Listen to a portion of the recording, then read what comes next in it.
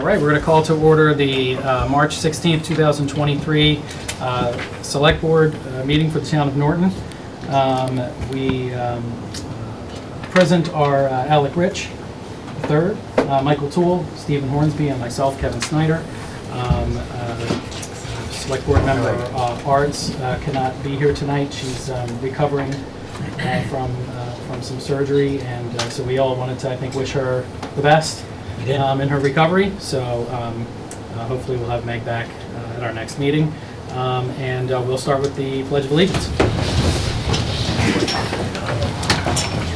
Peter, you want to kick us off? I pledge allegiance to the flag of the United States of America and to the republic for which it stands, one nation, under God, indivisible, with liberty and justice for all.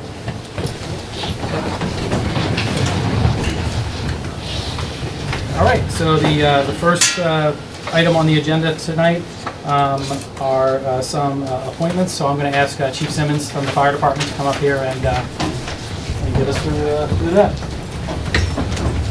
Good evening.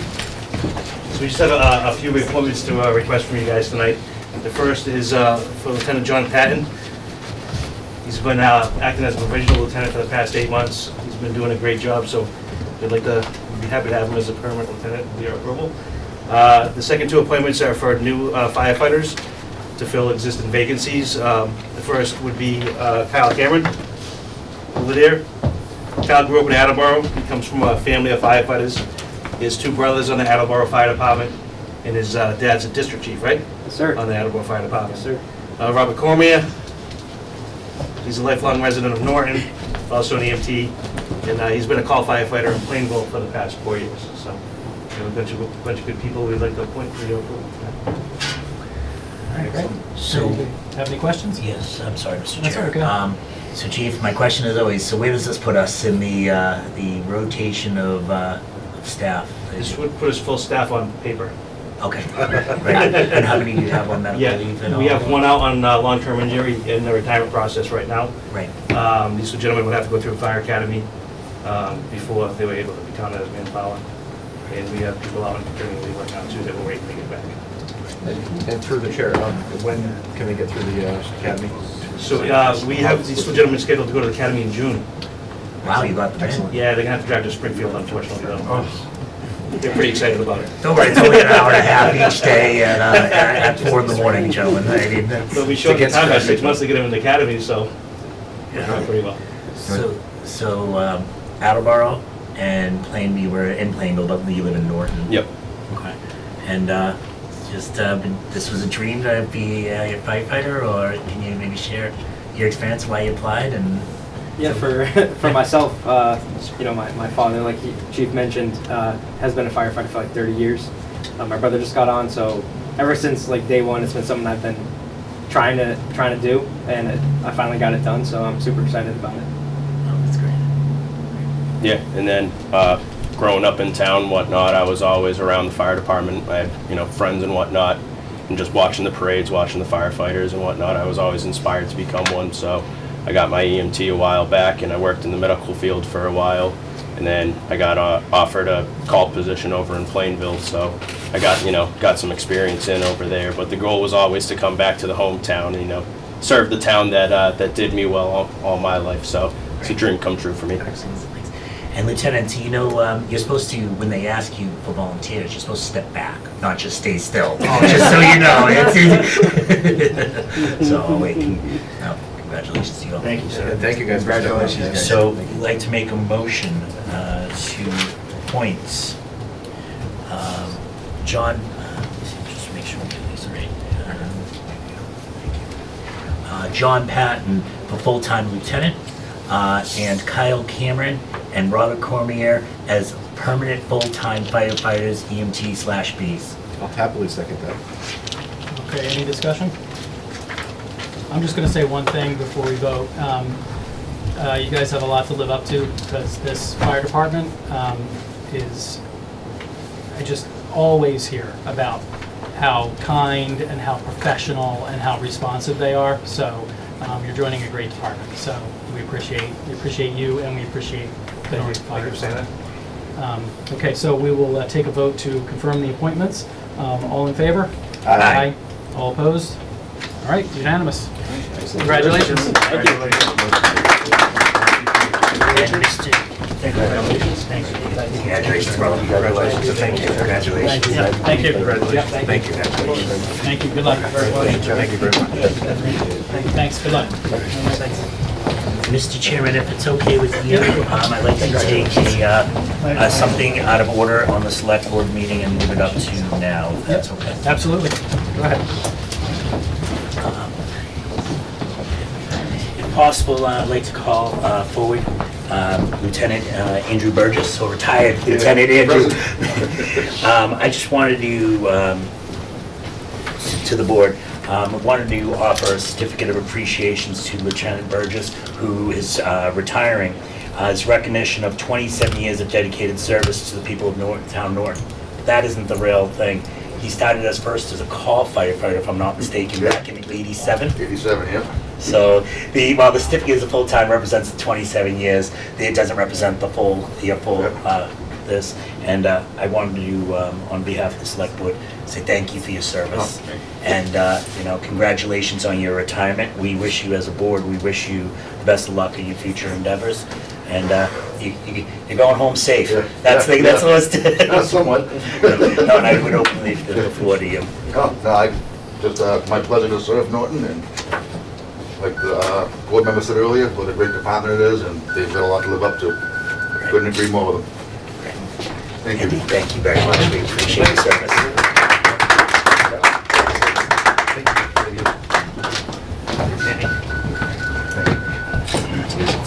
Thank you, Andy, for your service. Thank you, Peter.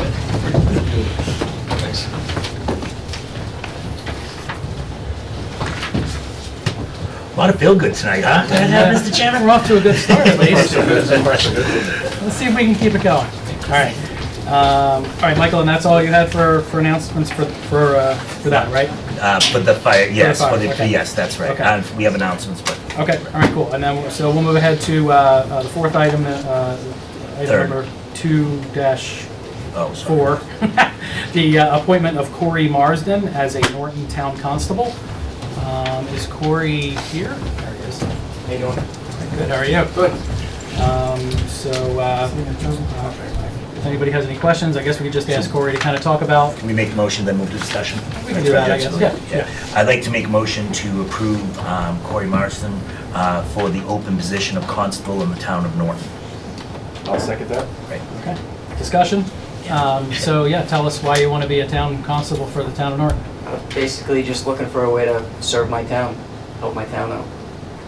Short and sweet. Right? Do you guys have any questions for Corey?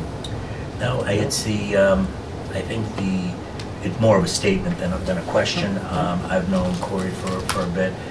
Very outstanding citizen. Is part owner of a business here in town, and from what I know of him, he's a very diligent and very hardworking individual. I think he'd be a great fit. The other constable in town, Michael, has done a great job for us, so it's a nice balance between someone who has a lot of experience. He's been about 20 years. I think Corey would be a great fit for that. All right, thank you, Michael. All right, any other comments? All right, want to entertain a motion? Motion. Just point of order. Yeah. I have to recuse myself. Okay, Excuse myself. all right.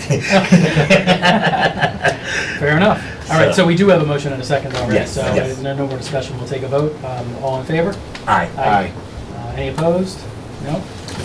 And just let the record show. One abstention. Okay, and let the record show that Mr. Rich had recused himself from the vote. So, all right, you're in. Awesome. All right, thank you. Congratulations, guys.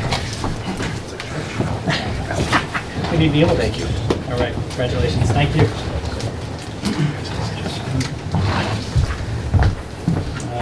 Okay.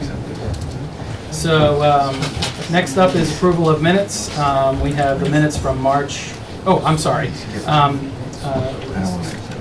that last time, too. We can I was skip over skipping this around. one. You know something? Let's skip over this one. You know, Yeah. do we have to take this one? I don't know. I don't want to. I didn't get this, so let's. All right, so yes, we do unfortunately have to let everyone know that we have a notice of intent to retire. Should we read it? Yeah, we probably should read it in. He's not here, right? No. He's not here, so I think we should read it into the record. But of a notice of intent to retire from Keith Silver as the highway superintendent. So, if Mike, you want to go ahead and read it? Right in front of me. Yep. It's addressed to Michael Units, Town Manager, Town of Norton, 70 East Main Street, Norton, Mass. 02766.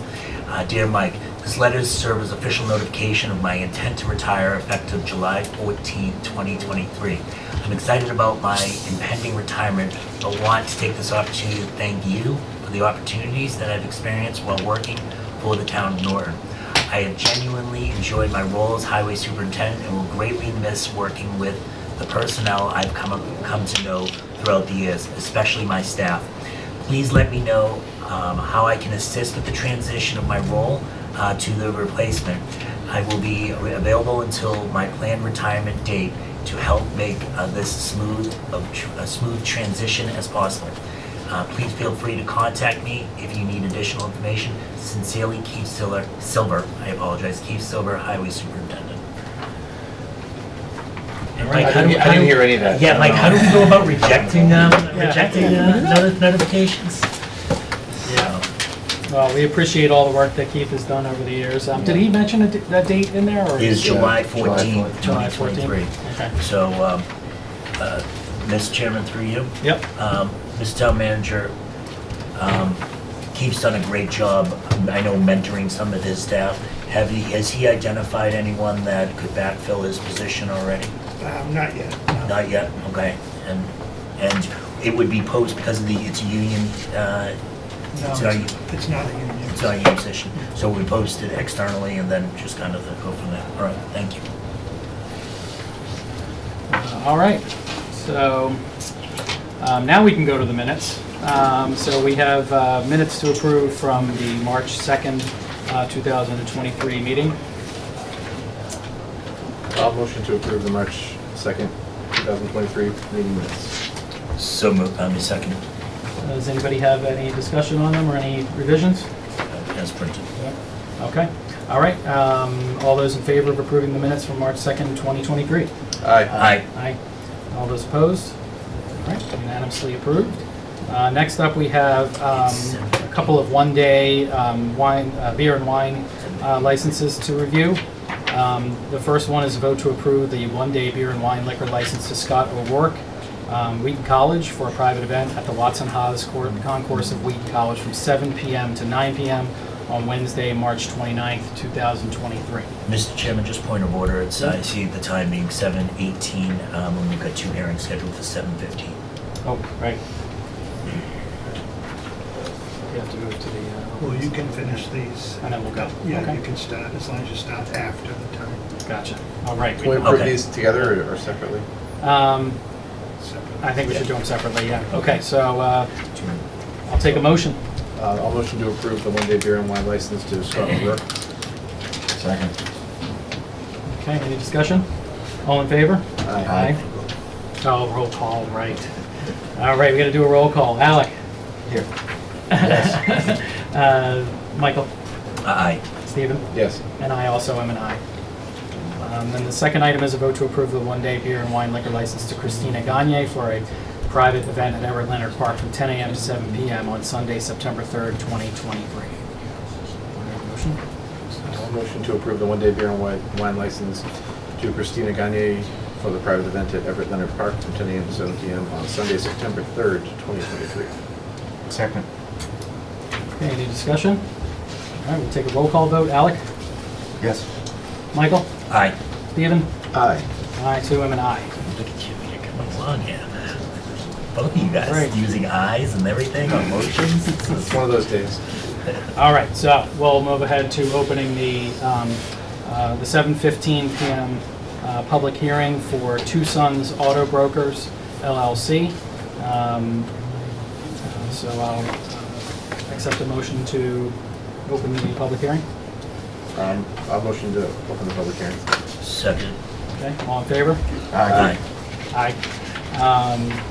And we can open the other one. All right, so this is actually a license renewal coming to us We discussed this at our, one of our December select board meetings. And we heard testimony at that time from town officials and also from the applicant on the license renewal. We agreed to a 90-day license renewal with some conditions. So I'm going to turn it over, I think, to Mike Units, I think, just to fill in any information that. I can't believe it's been 90 days. Yeah. So you have information, I think, that you received from the building commissioner. And I'm told by the building commissioner that there is an intent to relocate to a new location. As of yet, he has not received a building permit for that location. But, so he'll need, they'll have to file the building permit for renovations that they need to do at 41 Pleasant Street. And also, the board will need a lease agreement for that location from Two Sons.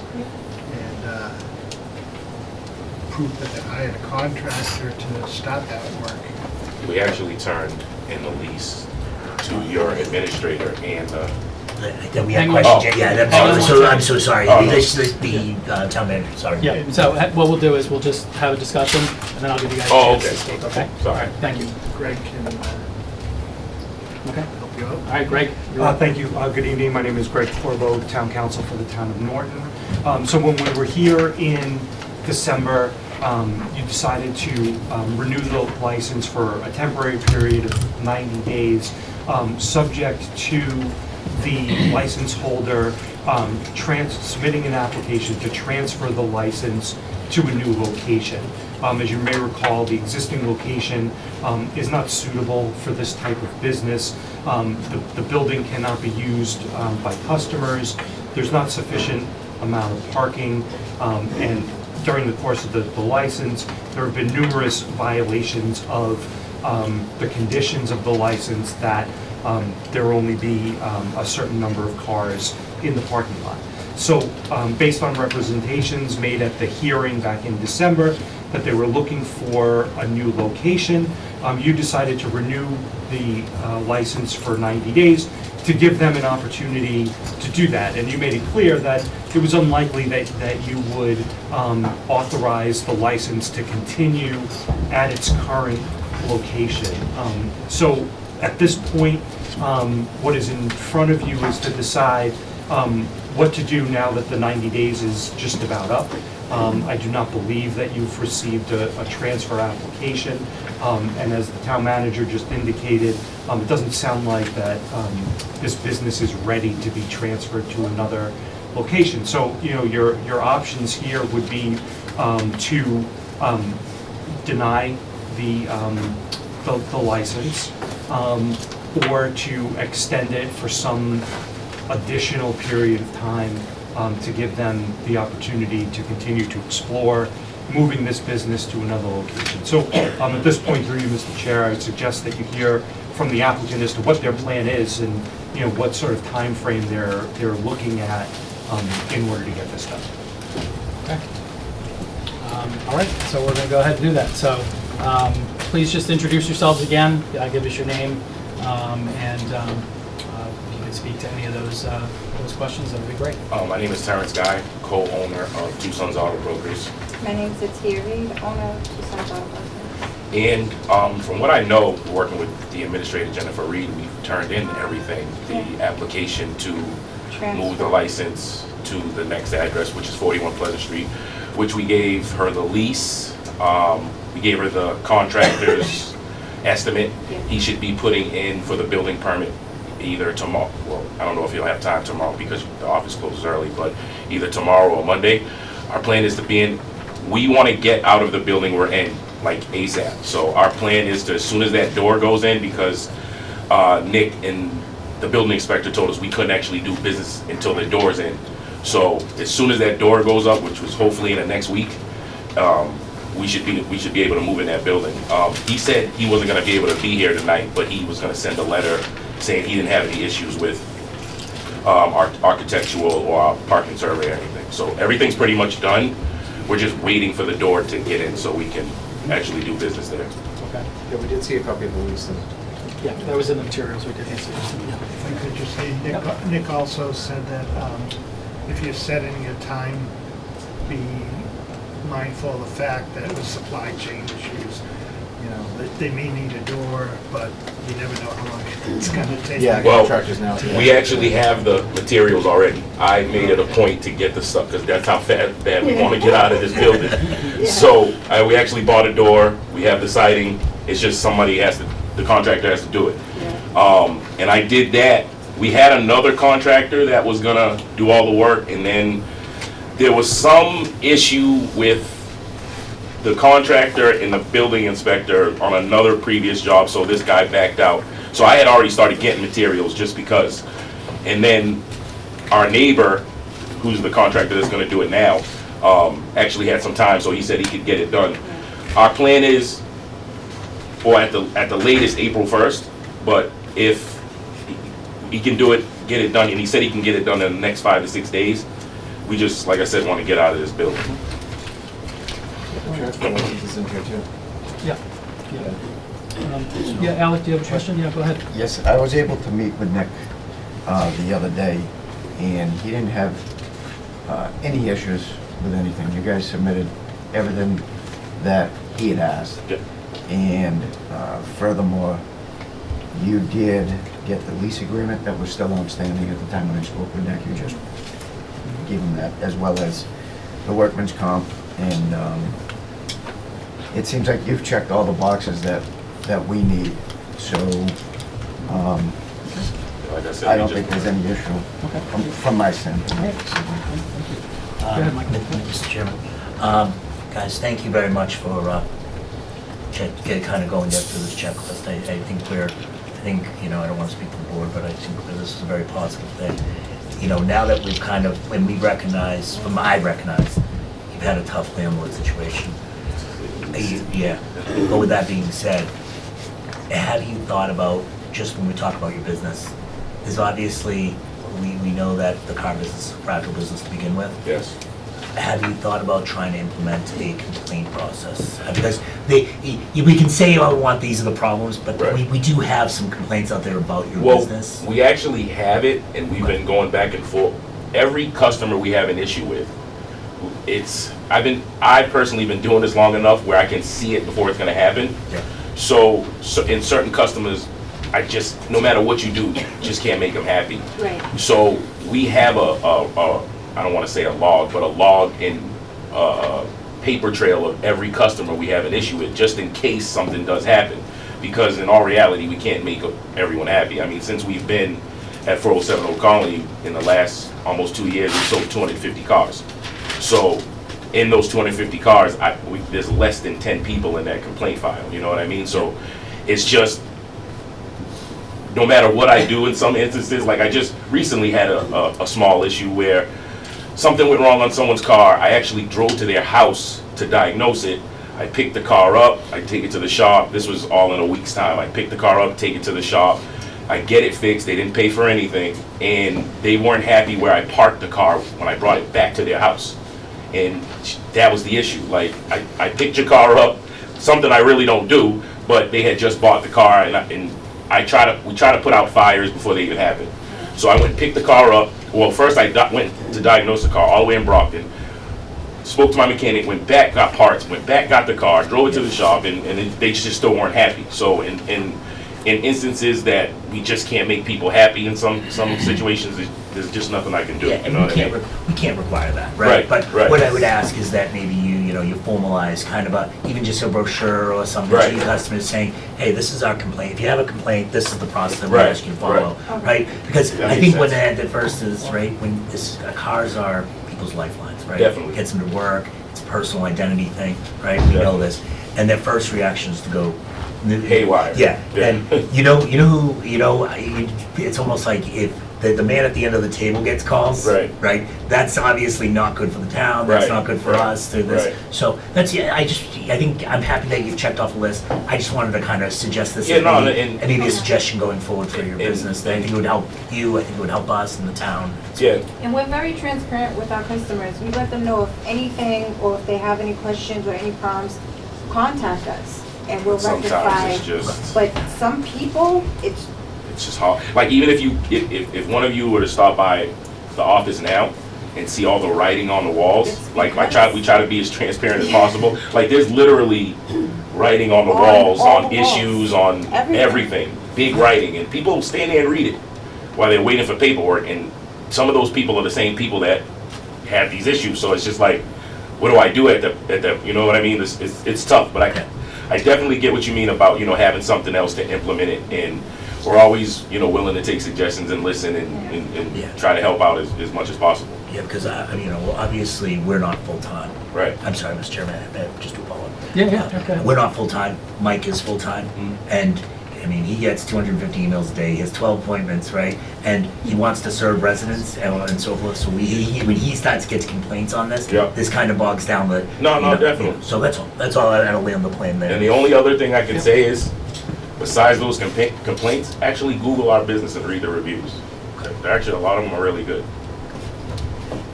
I just have a quick question thank you guys. For Mike, have we had any additional complaints or anything since the last hearing? I don't believe I haven't had any. All right, so, all right, we appreciate it. I'd like to just have a quick discussion amongst us. I think we're probably thinking the same way. So the Chair. question I have, I was actually going to ask you. I just had one clarifying question before you start your deliberations, and that is, so right now, the license that's in effect ends on March 31st. And it seems to me like, or maybe, I don't know if this is correct or not, but it doesn't seem to me like they're going to be in the new place on April 1st. So, That was right, so the question is, I guess, what are we doing in the interim? Are we going to continue to operate at the first place? Yeah. Or is the new license just going to be for the new place? Because we do have to specify in the license of specific So, premises. Mr. Chetri, Yeah. that was gonna be my question is, do we extend this license for another 30 days, 90 days until you're gonna be in the next place and then have that hearing for the? I mean, the decision is ultimately up to you, but we're gonna be in there by the first. It's just, we're actually going to court with the landlord on the 21st. So my concern with So that we- is, we don't wanna, I personally, I don't wanna leave you without a license for, Right. say you don't get in there April 1st, then you wouldn't have a license if it expires. Right. On the 30th. Yeah, no, to Steve's point, my vision on this is that we extend the current license for 90 days, right? And come June, hopefully, if everything works out, you'll come back to see us and then we're issuing the. Yeah, because we want to give him possession and. Yeah, walk so away from it. that would be, we're deliberating now, so I'll back off of there. Yeah. To Mike, sorry, through the Yeah. chair, to Michael's point then, if they do move on April 1st, logistically, how does that work? Because they wouldn't have the license for the new place. So, yeah, that's Can where you I'm make a kind of. motion, can you make a motion to, that if you pull the extension, Greg, that it would be transferred temporarily for 90, it would be transferred to the location that we already have the address for. So I think we could write this in a way where you say that you're granting the license for address 1 only until address 2 is ready. And then once they move into address 2, they can no longer use address 1. Yeah, it's I have to think it's messy, the so words a little bit. that's why I wanted to make sure we legally do it the right way. But the only other way to really do it, because the 90-day extension wouldn't work, because they'd have to come back here and ask for an amendment. So I think we need to come up with some language that basically says you can continue on where you are temporarily, but then once you move, the first one goes away. The occupancy, so it would be once an occupancy permit is, no, we couldn't even do that because you get the occupancy permit when we move in. And I guess it's not clear to me, what litigation are you talking about, with the new landlord or? No, with the previous 407, yeah. Okay. It's been a mess and he's not attempting to do anything, so we just want to be done with that place. So Greg, whip us up some language. Yeah, will ya? okay. I was gonna say, I love that he was like, we need language. Yeah. I was like. I need language, okay. Thank you. So should we close this meeting while he works on that? Oh, yes. Just to deliberate? And before I do that, so if we look at the other conditions that were in here, what about, is there going to be any limitation on the number of vehicles that can be kept on the new site? Now it's supposed to be 12. Yeah, there is a plan here. Verse 12. That sounds like what I read, but I'm trying to find it. Mr. Chairman, I just ask you a question. You guys remember? Yeah, it's 12. Because we're using there's a section of the parking lot and that's like right up against the fence and there's 12 spots. Yeah, I saw that plan that's Yeah. marked out. Yeah. And are those spots numbered on the ground like they are on this plan, or is that just on the? No, plan? that's just on the plan, but we can number them on the plan. Right. Looks like 13 on the map, but. Yeah, it was the whole row Yeah. of the front. The building commissioner was satisfied with the parking. Yeah, he's good. Okay. Next good with it. All right. And then. If that's what it says on this, that it's 13. Yeah. Do we have any other comments from anyone who would like to have an issue on this, comment on this issue? All right, so I'll take a motion to close the public hearing. So moved. Second. All right, the roll call, please. Close the public hearing. Not to close the public. Okay. No, not yet. All right. It closed the public hearing, then we take discussion now, and that's where we deliberate. All right, all in favor of closing the public hearing? Aye. Aye. All opposed? All right. Thank you, guys. Thanks. All right, thank you. And now we move to the. Now we bide time while we mix. Yeah, I was gonna say, give him a minute or two. Just ask a couple more questions. Let's see, so customer complaints will be forwarded to the police department. Do you want that in the new license? Customer complaints would be, I do not, no, I I don't do not. think so. That's outside the normal procedure of consumer complaints. Yeah, and I think, I mean, we put this together because of, Specifically for that. yeah. Mike, let me, Madam Chair, Mr. Chair. Yeah, go ahead. Mike, because we give the licensing, the town hall is the complaint department, right? Because we're the licensor, right? So then it would just be, would follow the normal procedure. Oh, and let me, one more follow-up question. Yeah, go ahead. Mike, I know you were very verbal before about your concerns and so forth. Your staff has kind of said they've met the structural requirements. Are you, I know your concerns. What's your feeling at this point? Well, just if things can change, my concern is that we have so many people coming in complaining about title issues and the way that things worked out, and there's nothing we can do about that. It's frustrating for us. We just tell them they have to go to the Attorney General's office. So, we tell them to file a complaint with the police department, so hopefully we won't be doing that as much. I mean, I think if we're comfortable with issuing the license, I mean, it's an annual renewal, right? So this will come up again Yeah. In January. January, right? Actually, it'll be January. January, right, because we can They have till the write it however 31st, we want, right? So we can make it come back in front in January, and then we can kind of see where we are at that point. With the new location, I would say that that's favorable for us, so. Yeah, I would tend to agree with you there. Yeah. It's a business in town, trying to make it work. I mean, I think I don't think this is a discount auto. I think there are challenges with that in general, no matter who the owner is. So. Go ahead. Less than 5% of the customers complain. With that amount of volume that they're doing, it's actually good numbers. Yeah. So, Yeah. the market, it'll take care of itself. Yeah, I mean, I mean, short of, and I think we talked about this last time, short of any kind of, official criminal action or something like that, customer service complaints are kind of a tough, reason to deny someone a business license. We have the right to pull any business license in town if we seemed that it was, so Yeah. this is, I'm comfortable at this point. They've made efforts to correct to the problems that they have, and, Yep. they've been open to working with us, the select board, on customer feedback and all that, so. agreed. It's a general rule. All right, how's that language coming? All right. By the way, we could not talk anymore. We're at the bottom of the barrel. That was impressive. Okay, so if someone is so inclined, I move that the terms of the December 22nd, 2022 license shall remain in effect until March 31st, 2023, or until occupancy is commenced at 41 Pleasant Street, whichever occurs later. After that time, the December 22nd, 2022 license shall be null and void, and a new license will take effect at 41 Pleasant Street, subject to the condition that vehicles shall only be parked in the spaces designated on the plan submitted with the application. So even though I memorized all that, I'm gonna say so moved. As read. As read. As read, yes.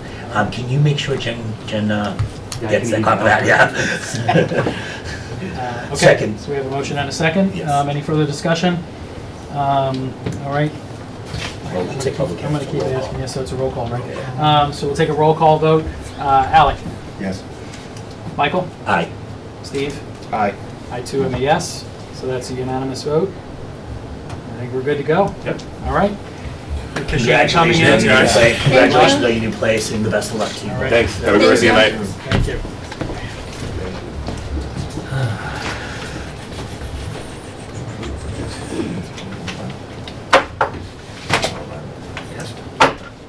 All right, so We have a second hearing. should we do the second hearing now, or? All right, so we're gonna do the second hearing now. So I'll take a motion to open the public hearing for NEHA Corp. I'd like to make a motion to open the public hearing for the application of NEH Corp. doing business as Quick Stop Manager, Ika H. Patel, for a change of category from off-premise wine and malt beverage license to an off-premise all alcohol beverage license at 250 East Main Street, Norton, Mass. And I believe Ms. She's on, yeah, I believe she's on, she's on. A second. All right. Okay, I have a motion and a Yeah. second to open the public hearing. Well, we don't to open the hearing, we don't. Not to open. Roll call. No, we just a regular vote. Yeah. All those in favor? Aye. Aye. I also an aye. All opposed? None.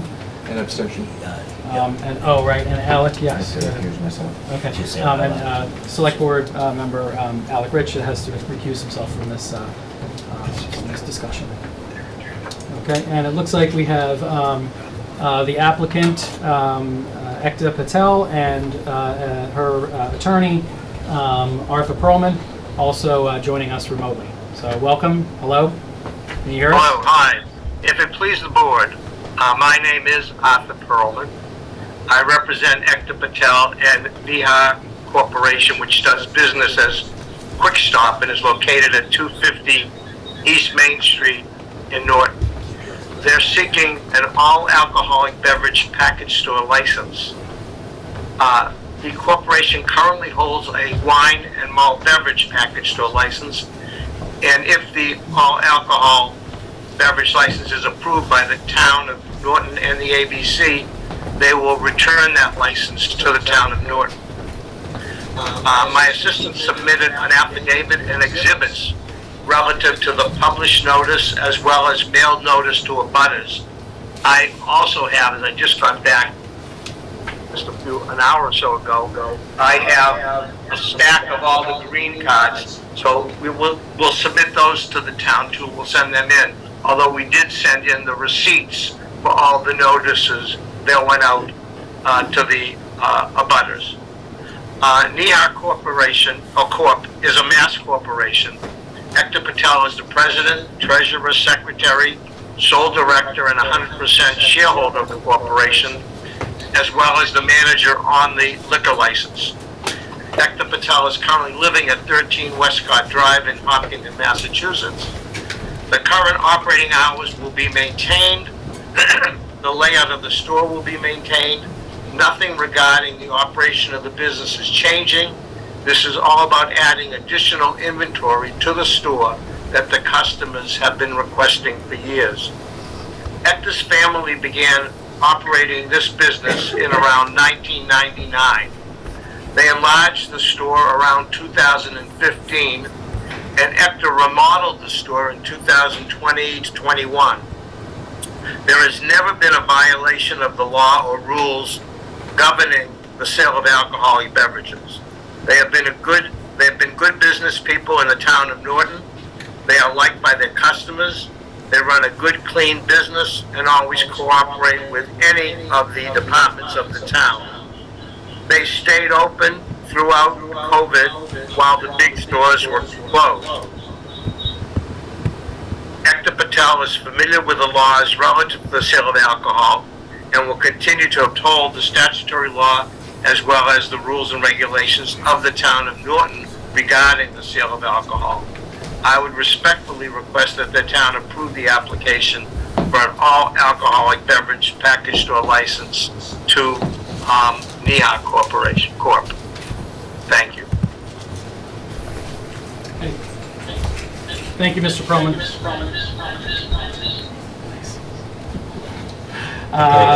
Greatest day of my life. Okay, so does anybody have any questions or comments? I do. Yep. So, Mr. Perlman, I know you're not going to be changing the structure at all, and they're not going to be changing the structure, but obviously right now they operate as a beer and wine and a convenience type store. Do you see the inventory changing to favor more alcohol beverages and the selection of alcohol beverages versus the convenience store? Yes, there will be some. There will be a consolidation. I don't say that it's still going to have a convenience store there, so that's not changing. It's just there can be a consolidation where things now are spread out because they have so much room that will put them into more of a reasonable area, opening up room for the alcoholic beverages. But everything they're selling, they're still going to be selling. Great. Question for the town manager. Yep, go ahead. Mike, have you spoken to the chief, and are there any concerns about Quick Stop regarding their current license and minors, or? No, we haven't had any issues. No issues, wonderful. Okay. Mr. Chair, it's my understanding that when the town received special legislation earlier in the year with respect to liquor licensing to create additional licenses, one of the provisions in that statute was to authorize the town to create a procedure for evaluating these applications through a liquor license review committee. It's my understanding that someone from the EDIC is here, and I don't know if they want to address the board on that issue, and through you if you wish to hear. So, Ms. Corey, could you repeat that again, please, for me? Could you? Yes, so it's my understanding that special legislation authorized the town to create a review process for liquor license applications, and that process has been worked on, and that someone from the EDIC is here and would like to address the board as to that process and how it may or may not relate to this application, but obviously that's through the chair if you wish to hear that. Okay, and one follow-up question too. Let's continue.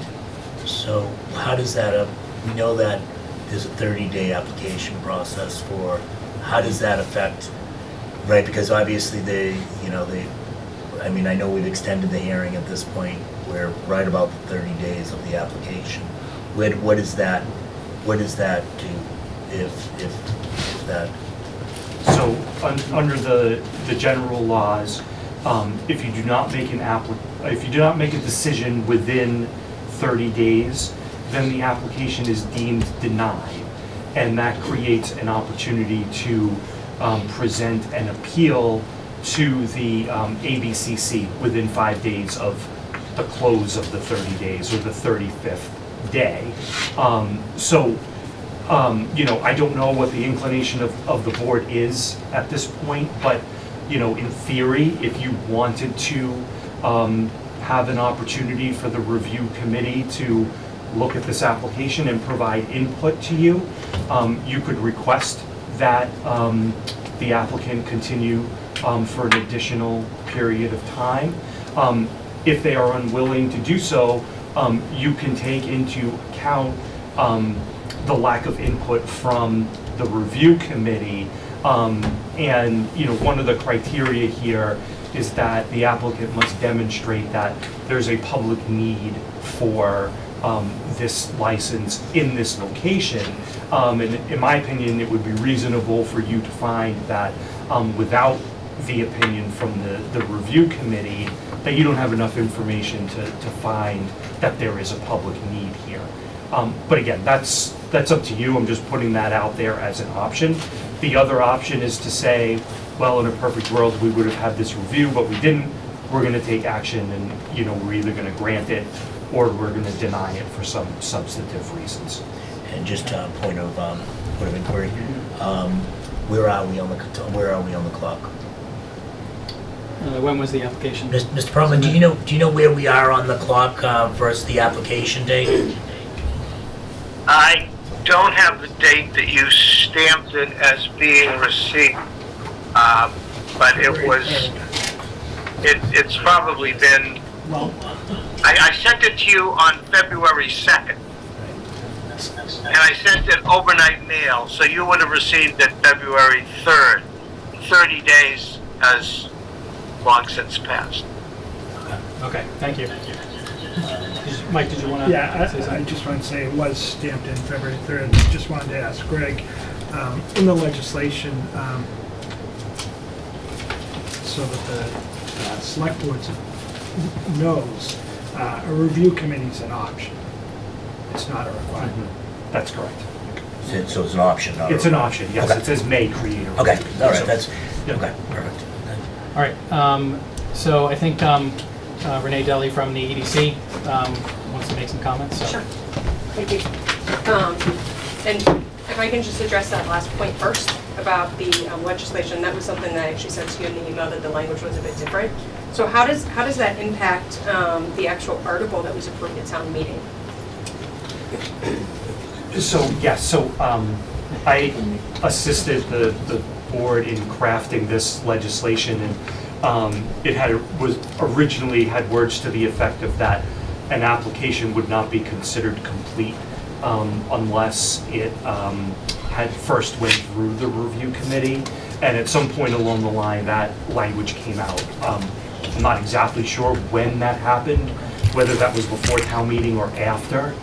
The legislature. The legislature did. So, and typically, when we prepare warrant articles for special legislation, we include language that authorizes the select board to approve changes that are within the general public objectives of the bill, which I assume has happened here. So the legislation as it's been granted is the legislation that is in effect. Mm-hmm. No, that's helpful, thank you.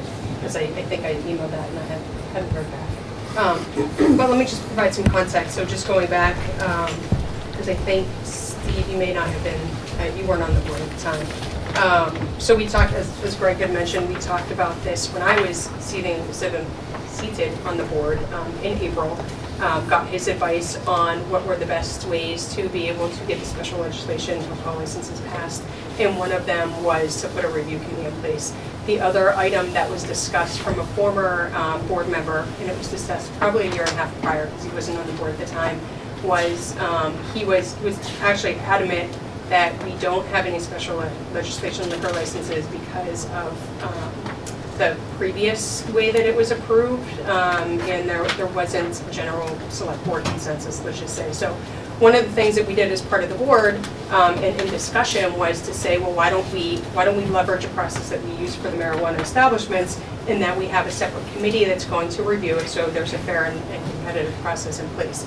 So that was kind of like the I don't want to say the negotiation or the solution, but that was how this was brought forward, because there was some concern about the way previous license was awarded, and just wanting to make sure that the town was addressing it appropriately. So to that effect, Greg was kind enough to come. He provided us some guidance. Through that, we drafted the liquor license review committee process. It's actually an R5 or an RPI process, maybe.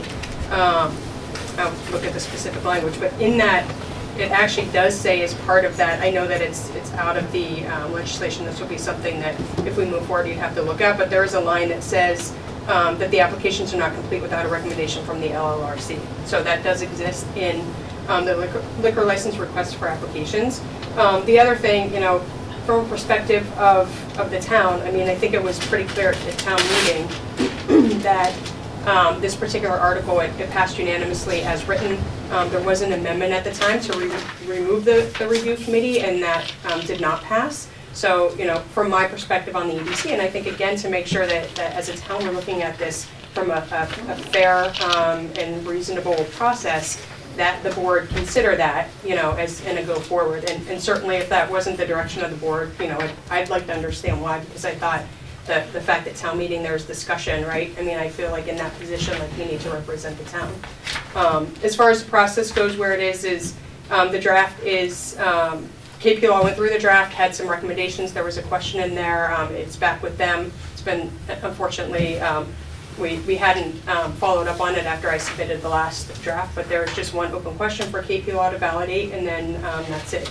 It has been reviewed with the new members of the EDC as of January, when we expected the licenses to come back, just so that the EDC was aware, as well as the planning director, because the committee is comprised of the EDC, the town manager, and the planning director, similar to the marijuana review subcommittee. So when it follows that same process, I'm happy to talk more about that process, but it's a request for application. The window of time, the select board selects the window of time. It's put out from public notice, and then once that window closes, then the review process starts with the EDC. Following the review process, there's a set timeline for that.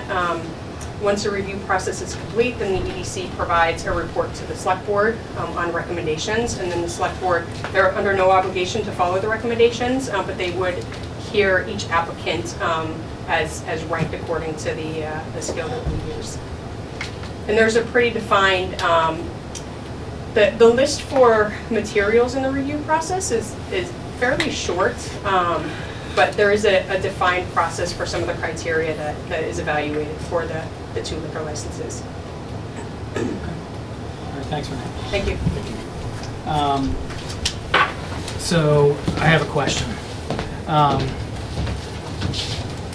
So if the license was received on February 3rd, and we're past 30 days, so where does that leave us as far as legal exposure, no matter what we decide to do?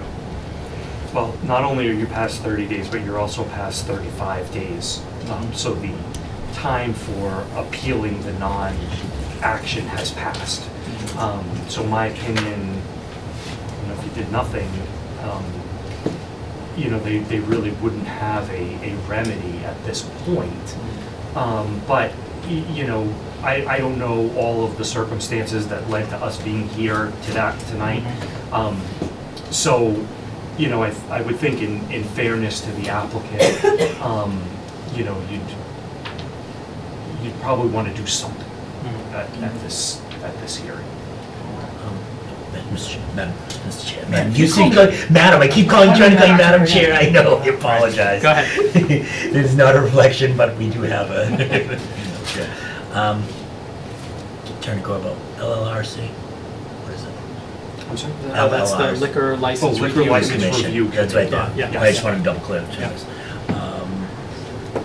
I'm ready to close the public hearing. And then just have us have Yes. a discussion. All right. Okay, does anybody else want to speak on this? Yeah, go ahead, please Yes. introduce yourself. Yeah, my name is Daniel Rich, and me and my brother Alec are landlords for the Quick Stop. In fact, I'll give you a little history lesson. Back in 1976, my brother and Alec and I started the Quick Stop. There was nothing down that end of town. There was no highway. There was no 495. There was a cow path. We had the store. We started the store in 1976. 2 years later, Ant's Place went out of business and we got their liquor license. Excuse me, the license that they currently hold. Now, at that time, you probably don't remember, the liquor licenses went for population. So many population, if the town get a different population, they could add another liquor license. Shortly thereafter, we got our beer and wine license, the Produce Barn opened up. Produce Barn petitioned for a special all-alcoholic license. We went all the way up to Boston, not that we opposed it, because the Produce Barn are great people, but it would have deterred us from when the population went again, we wouldn't be eligible again. But that liquor license was granted. So now we had to wait for another time for the liquor license to go up. So we went further on, and then maybe, I'm not quite sure how many years ago, there was one came up and it went down to this side of town. It went up to the Charlie side of town.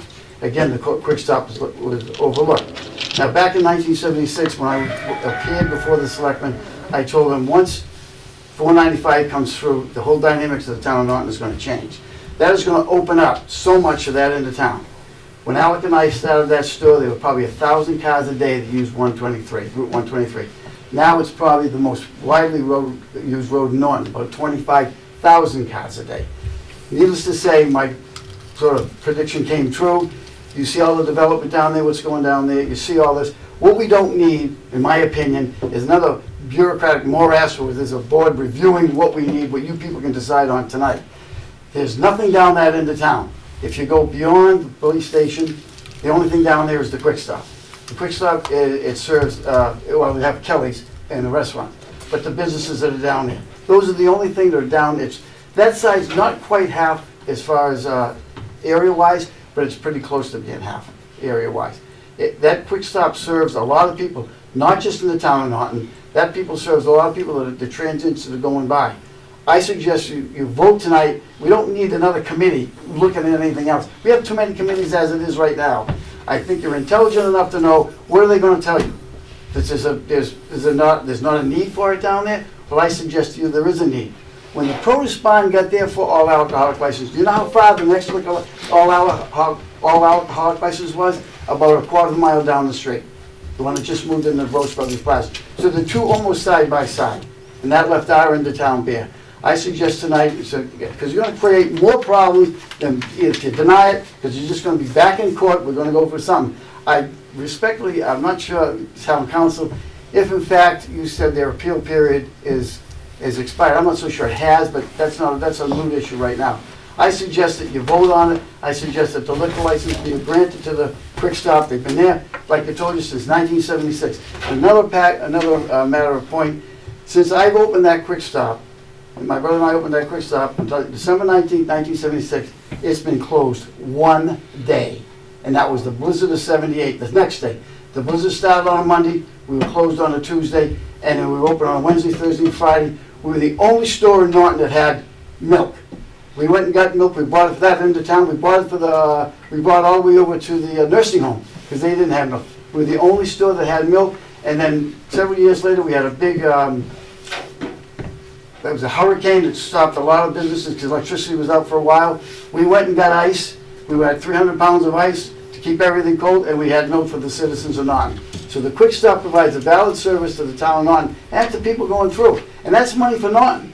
People coming from Easton and get on the highway don't want to stop at Shaw's and go to Shaw's Plaza because it's too congested again. They stop at the Quick Stop. That adds money to the town of Norton. So I suggest that, with respect to the commission that wants to review everything, we don't need that. You people are intelligent. You know that we need a license down that end of town, and I suggest that we vote.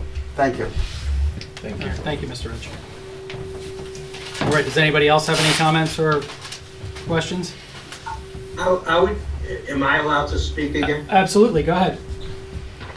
I would just follow up on what Mr. Rich said. Also during COVID, this store stayed open the whole time through COVID while all the other stores, all the big stores were closing. I also suggest that we submitted this. I'm not sure the date when you were approved to get that license. I know that the towns have, because of census, have had the rights to licenses for well over a year. That's when the census came out and the ABC notified everyone of additional licenses. But you've known it since then. I submitted this on February 2nd, and you got it on February 3rd. There was a hearing set up for 2 weeks ago.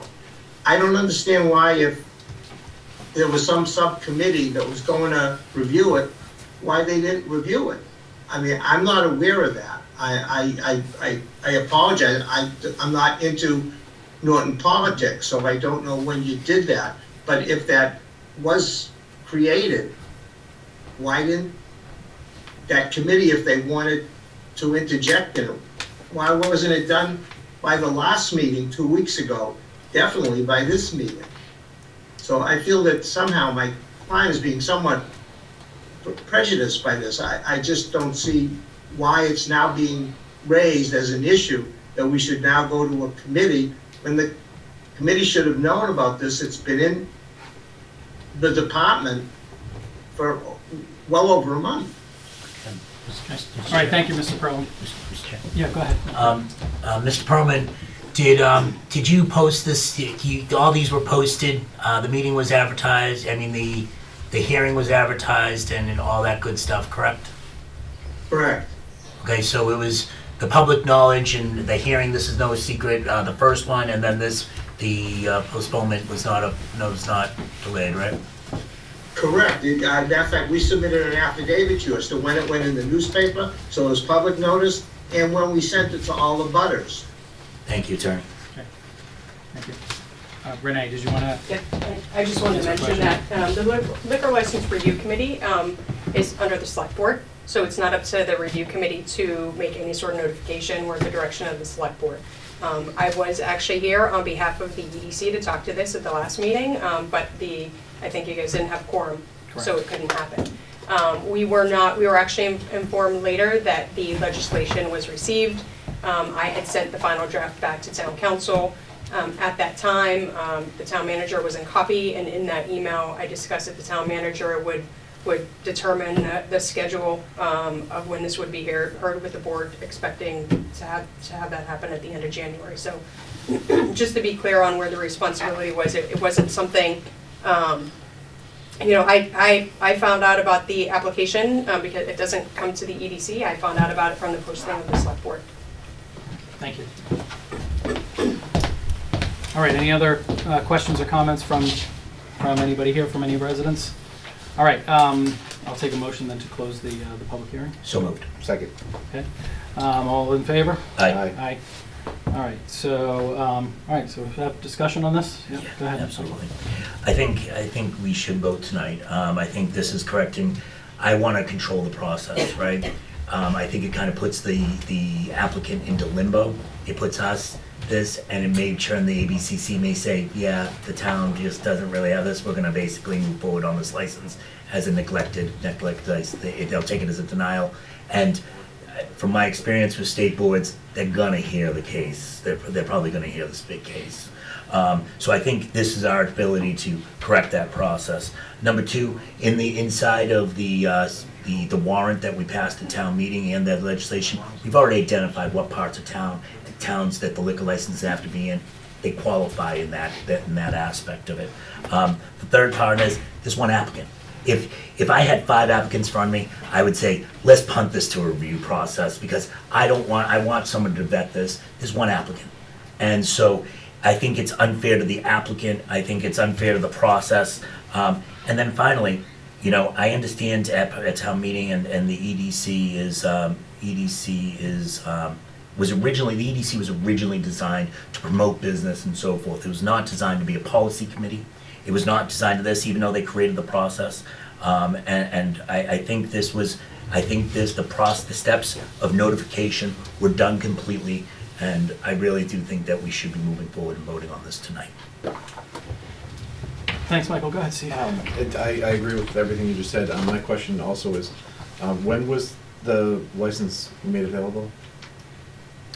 When was it approved by the state? How long? Through you, Mr. Chair, I don't know that this is, because the legislation created, I believe it was 2 new licenses.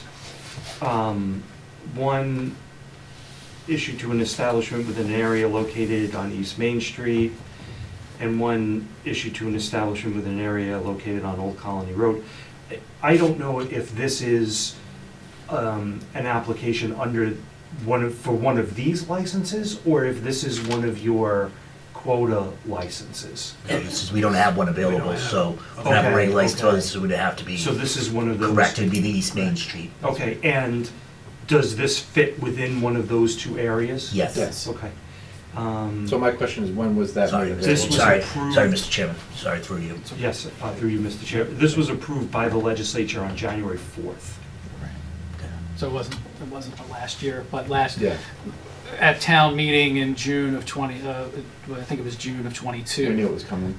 That was when it was, that was when the article was passed, giving the liquor license review, or putting the liquor license review committee in place. Right, that's after they came out of committee So, with right. approval, and we got the notification from Right.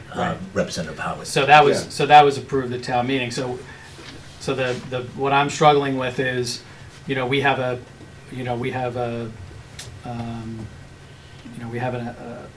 town meeting has given us, or has voted on this, and given us a directive to follow, which is to use this liquor license review committee to review all new licenses.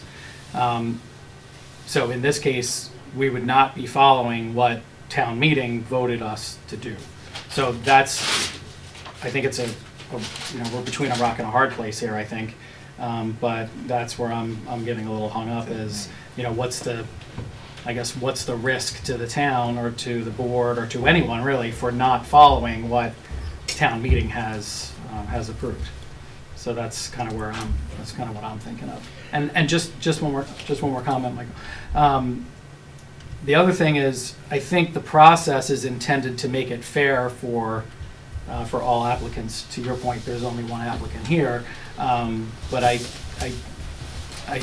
don't agree with the characterization that that this is somehow anti-business. This is actually pro-business because we're trying to give all businesses a chance to go through a fair process rather than an open process, rather than not going through an open process and licenses getting awarded without any kind of template to follow or any kind of process to follow. So I'm not necessarily taking a position either way on this right now, but that's kind of where I'm getting a little stuck. And Mr. Chair, I recognize what you're saying, and I take town meeting very serious and instructions by the serious. But, one of the things that this goes through committee and it's vetted through committee at the State House, and they vet it very, very serious. They don't give these out willy-nilly. And I think by them adding the optional language in there is to keep in mind that the select board has the power to issue licenses on circumstances like this. We've got a late application.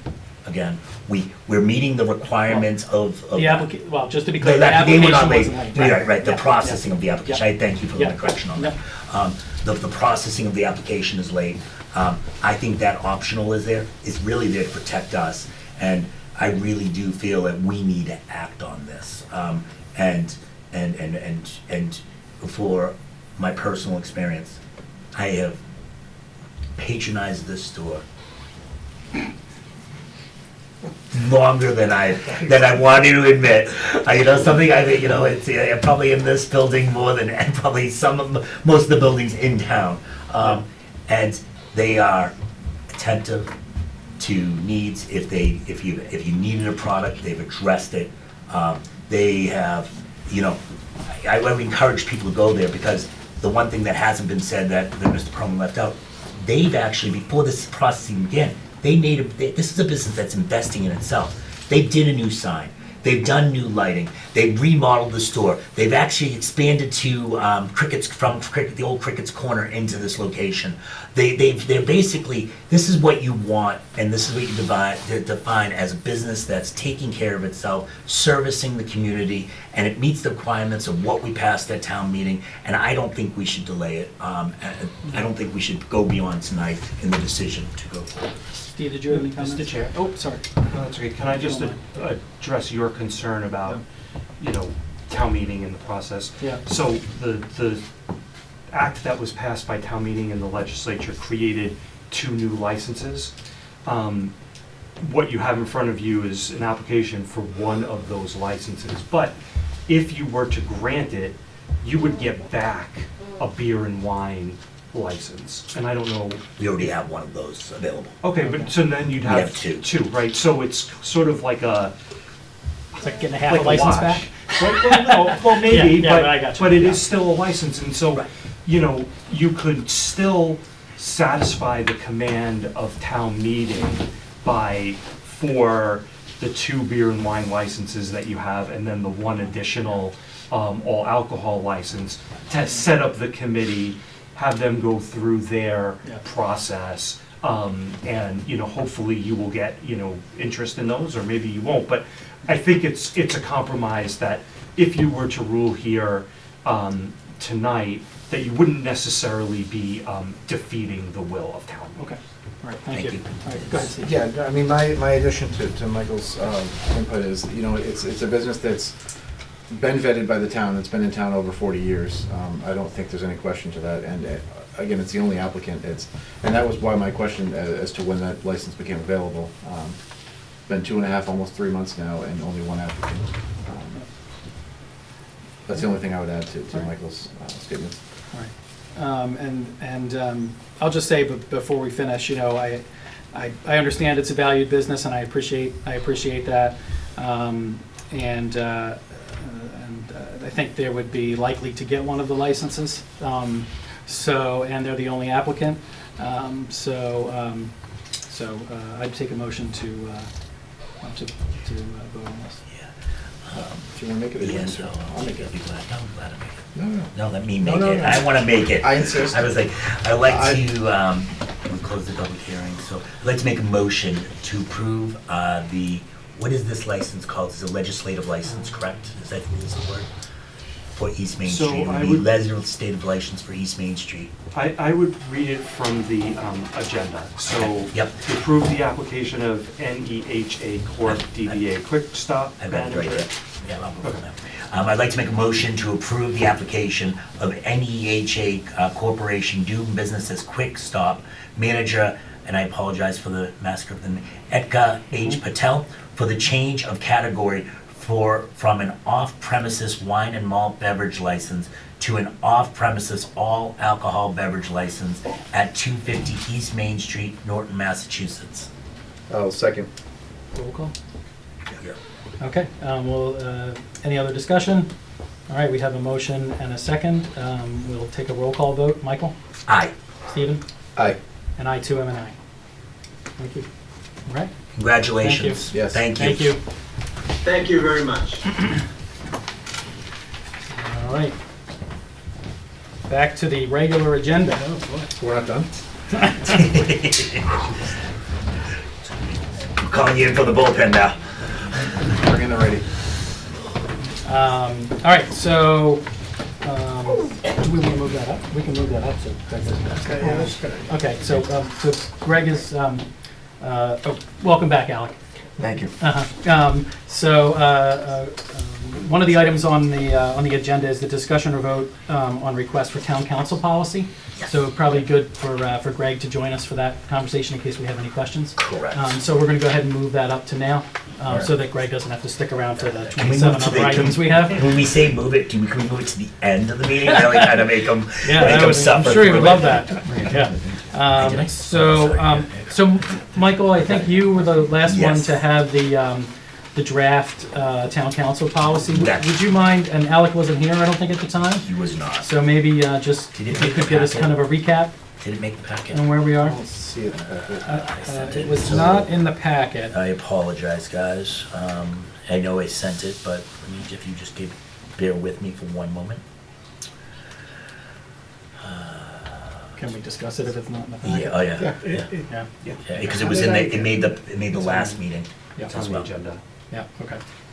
Town sent, I'm gonna go from my, sorry, council usage, and do you want me to send this to you all? Do you want me to send it to you electronically? Yeah, Yeah. that'd be great. Oh, yeah, okay. See if it's in there. Greg, we have one Second. other topic you need to say for. Okay. All right. I mean, I'm asking you. Yeah, absolutely. No, no, you have to. One, This is the no. liquor license.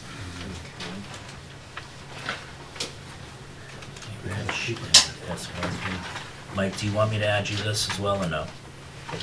I've got it. Okay. We just gotta find it again. I just sent it again, so. So, the intent of the policy, Mr. Chairman, through you. Yep, is- go ahead, Mike. Thank you. The intent for the policy is to set forth general guidelines and expectations of the accessibility of town council to town boards, commissions, and committees, the town moderator, and employees, consistent to the town of Norton general bylaws, the town charter and the state, and the town charter and the state, and state law.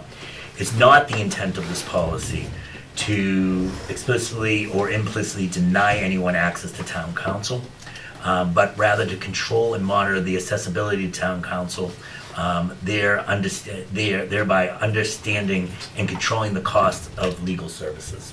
So when we drafted this policy, over the last couple of years, there's been a lot of access. We've seen the costs, and Mr. Chairman, you probably experienced this well being on Finance Committee. We saw the cost of town council and individuals reaching out to town council that actually came to a surprise to the select board. So people were reaching out to town council saying, okay, maybe we'll reach out to council. I wonder what town council thinks. And we're challenged as guardians of the budget and access of this, and this is one of the categories that falls. One of the things that this policy does is it addresses, giving the town manager access to town council, because without approval, because they need that, okay? It actually talks about the select board and the chair having unlimited access to town council, okay? And then it says all members of the select boards requesting ethics opinions have access to town council. Okay, so that's protections for the select board that we think are there, and if we need to speak to town council individually, we just have to go through the chair to access town council. Boards and commissions and committees of the town. The chairs of all the boards, commissions, or committees other than the select board shall request access to town council from the town manager to obtain legal advice, including a request of the written opinion or to the request of the town council to attend a meeting of such board. Committees or commissions through the request for legal services form, which is currently on our website. And it's a very simple form when you're looking at it. It's also council provide that said member obtains a majority. They need any commission or a board needs to take a vote to approach town council. So that individual committee or board needs to vote to act for the chair to access and to request for those services. And then the town manager will refer all requests for opinions received from individual members of boards, commissions, or committees to the chair and said committee, who shall schedule the request for a vote of the boards or commissions committee on the matter of approving such request at the next meeting of said committee or when feasible. Okay, so the town manager will organize when town council is going to be seat going, if they're going to the boards and so forth. And then the final part here, I'm actually boards or commissions or committees may vote to authorize one member of the board, commission, or committee to communicate directly with town council. So this board can say, the whole board, if Conservation Commission is on a 3-2 vote, and they say, we want the chair to communicate, they can do that as well, okay? Other town council requests, all other requests for town council not mentioned in this policy should be submitted to the town manager and the select board chair using the request legal services form. So, long story short, it is not to control access, but to control the expense of it. And I think this also controls our surprise from other boards. The select board is responsible with town council in the relationship with town council, and we never want to stop access to that, but this lets us know that, a certain committee, let's just say the EDC, because they're here tonight, the EDC wanted to speak to town council. We would know why the EDC's reaching out to town council, or at least the chair would know that. And then they would share it with the board. So that's the intent. It's a cost control measure. It's also a disclosure of this to this board that this is how town council is being used. Because I feel like we've seen over the rise over the last couple of years of just people reaching out to town council. It's actually putting town council in an awkward situation because they serve the town manager and the select board.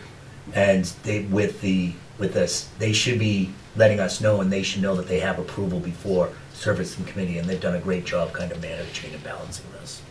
So this is where I land the plane. Yeah, no, thanks, Mr. Chair, Michael. through you. Yeah, go ahead. So this policy is in place now? It is not in place now. It's not?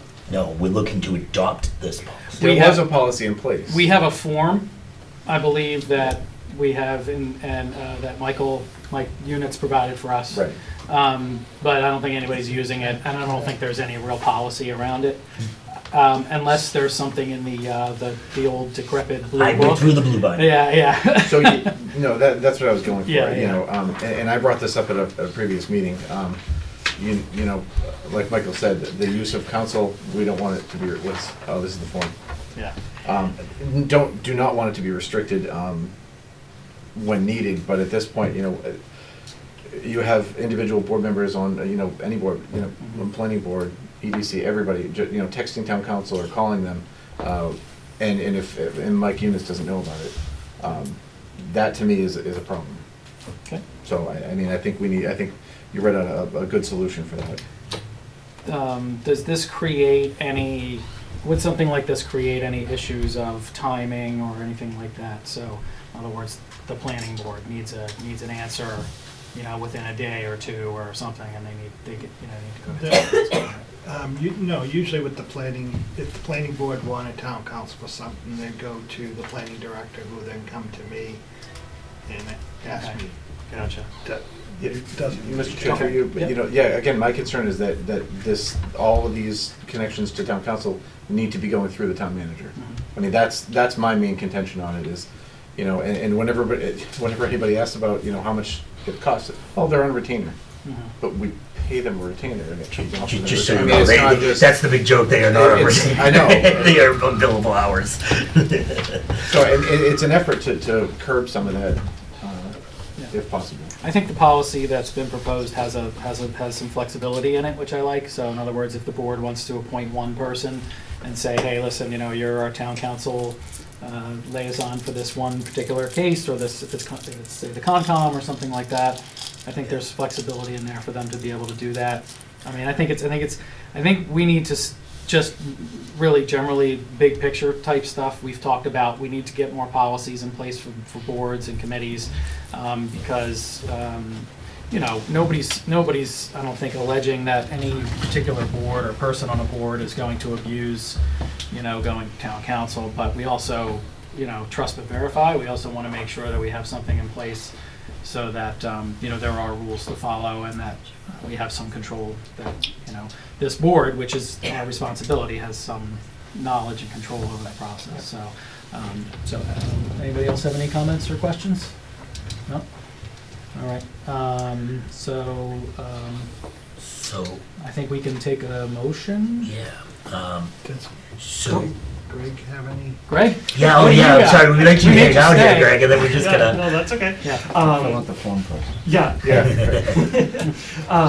I mean, as town council, I am, you know, fully in favor of this policy. I think it benefits us just as much as it benefits you. You know, to have the town manager as the primary point of contact, you know, creates consistency in the relationship. But, you know, it also enables sort of people to,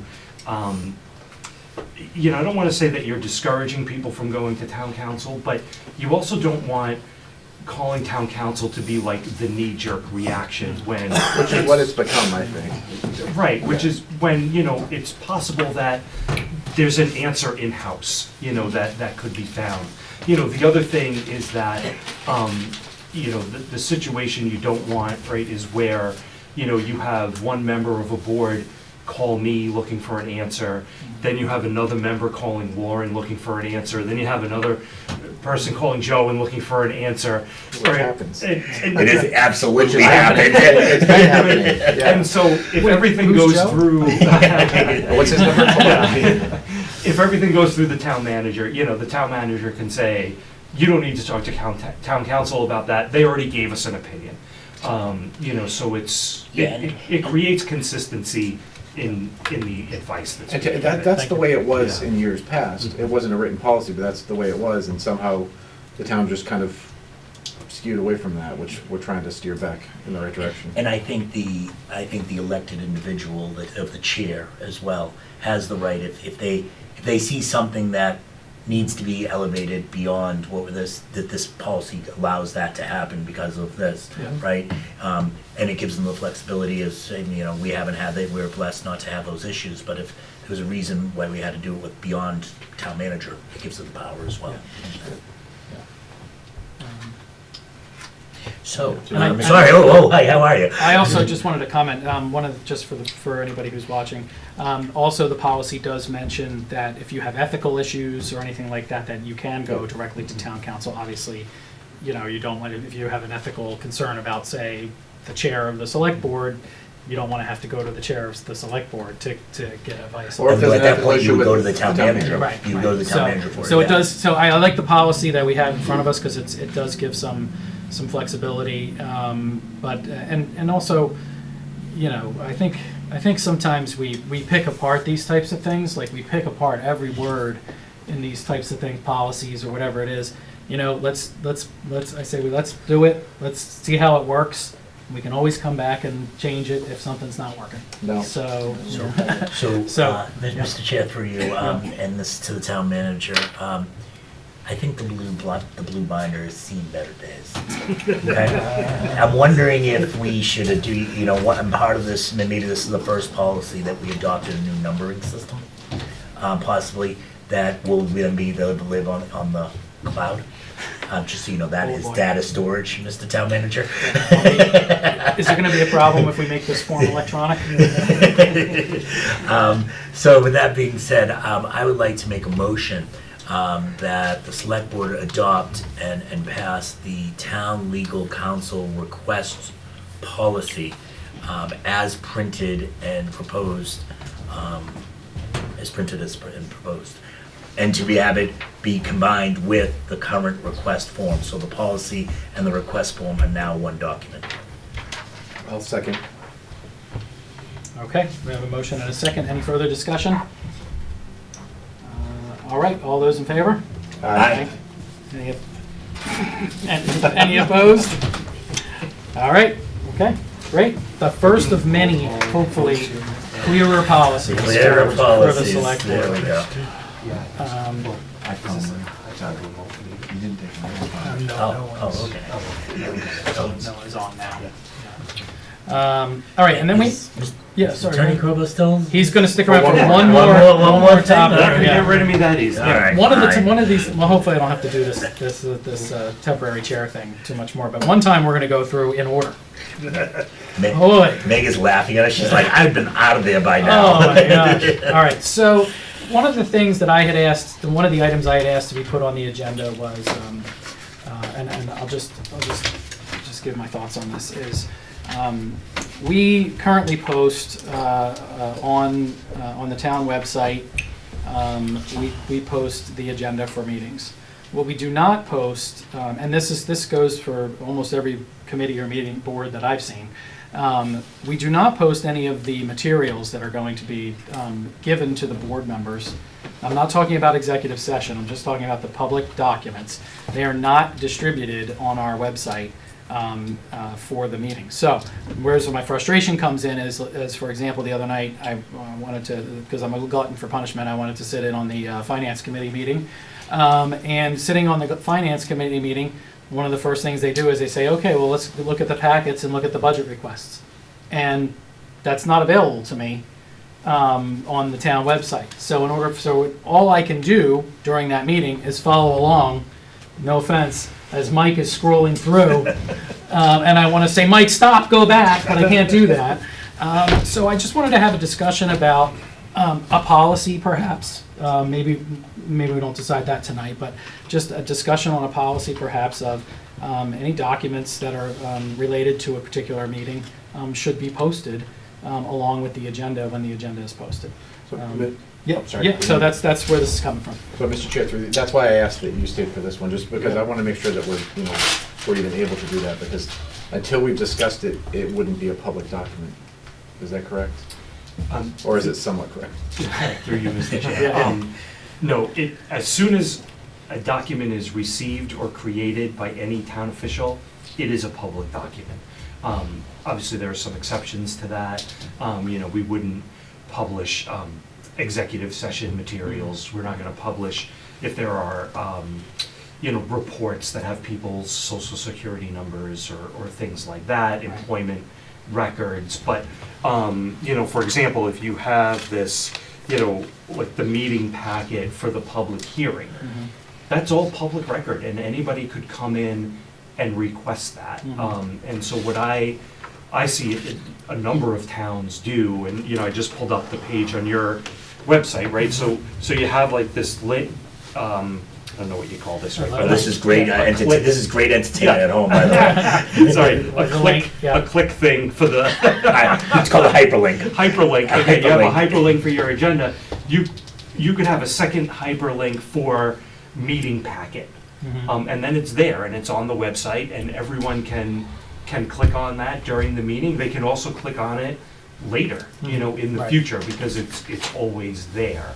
And you wouldn't necessarily have to post that at the same time that you post the agenda. I don't know how soon before your meetings you get the packet, but the packet could go online much closer to the meeting than the actual agenda. So it wouldn't have to be posted simultaneously with the agenda. It could be posted day on. Correct. Okay. So through you, Mr. Chair. Yeah.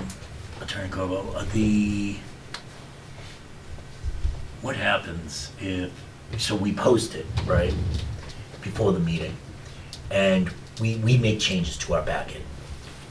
Sometimes walking into the door where we're making changes to our packet.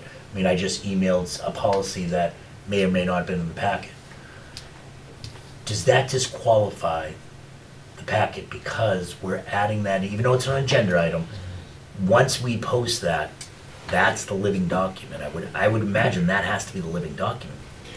So because the packet is not the agenda, then we could put some sort of disclaimer on the packet, like this is the packet as of this date and time, subject to change within the confines of the agenda, or something like that. So as long as your items are on the agenda, they do not have to be in the packet for you to discuss them.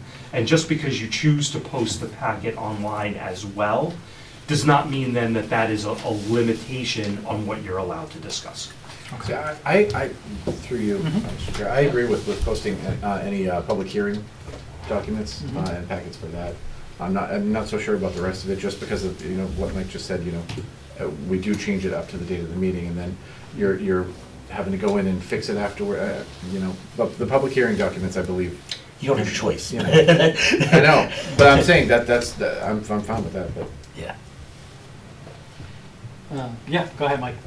My concern is, what do we do? So we have people applying for committees. They send in a letter of interest. It has their name, their address, their cell phone number, their email. So we have to black all that out. Are we allowed to black all that out? So yes and yes. And that's what I mentioned before, was that, if you're going to do this, you do have to make sure that you're not posting anything that is confidential or not part of the public record. And so, yes, if some, name and address, that's fine, but yeah, typically I would say you would redact the cell phone number Certainly, if there's a social security number or a date of birth on there, you would redact that. Anything that's not public, and again, anything that would be executive session or, sometimes you may, I don't know, but some towns have like a correspondence section where, they put letters in front of the board, but the board doesn't necessarily discuss them at the meeting.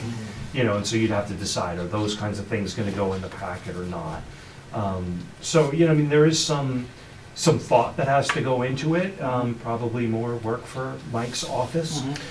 And not just for this board, for all. That's what I'm boards. going So, I for, mean, that's- more work for Mike's office. So what's the risk, I'm sorry, Mr. Chair. Yeah. I have two questions actually, but Yeah. the first one's for Attorney Bill. Say we missed something.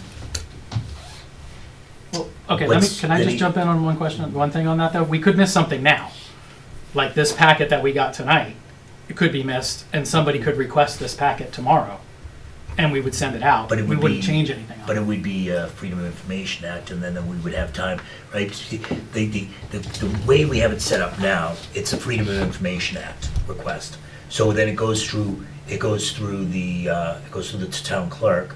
The town clerk then would notify the town manager. The town manager would then instruct, go through it, and probably, and knowing Mike, he probably actually checks it over, and then approves it to go out.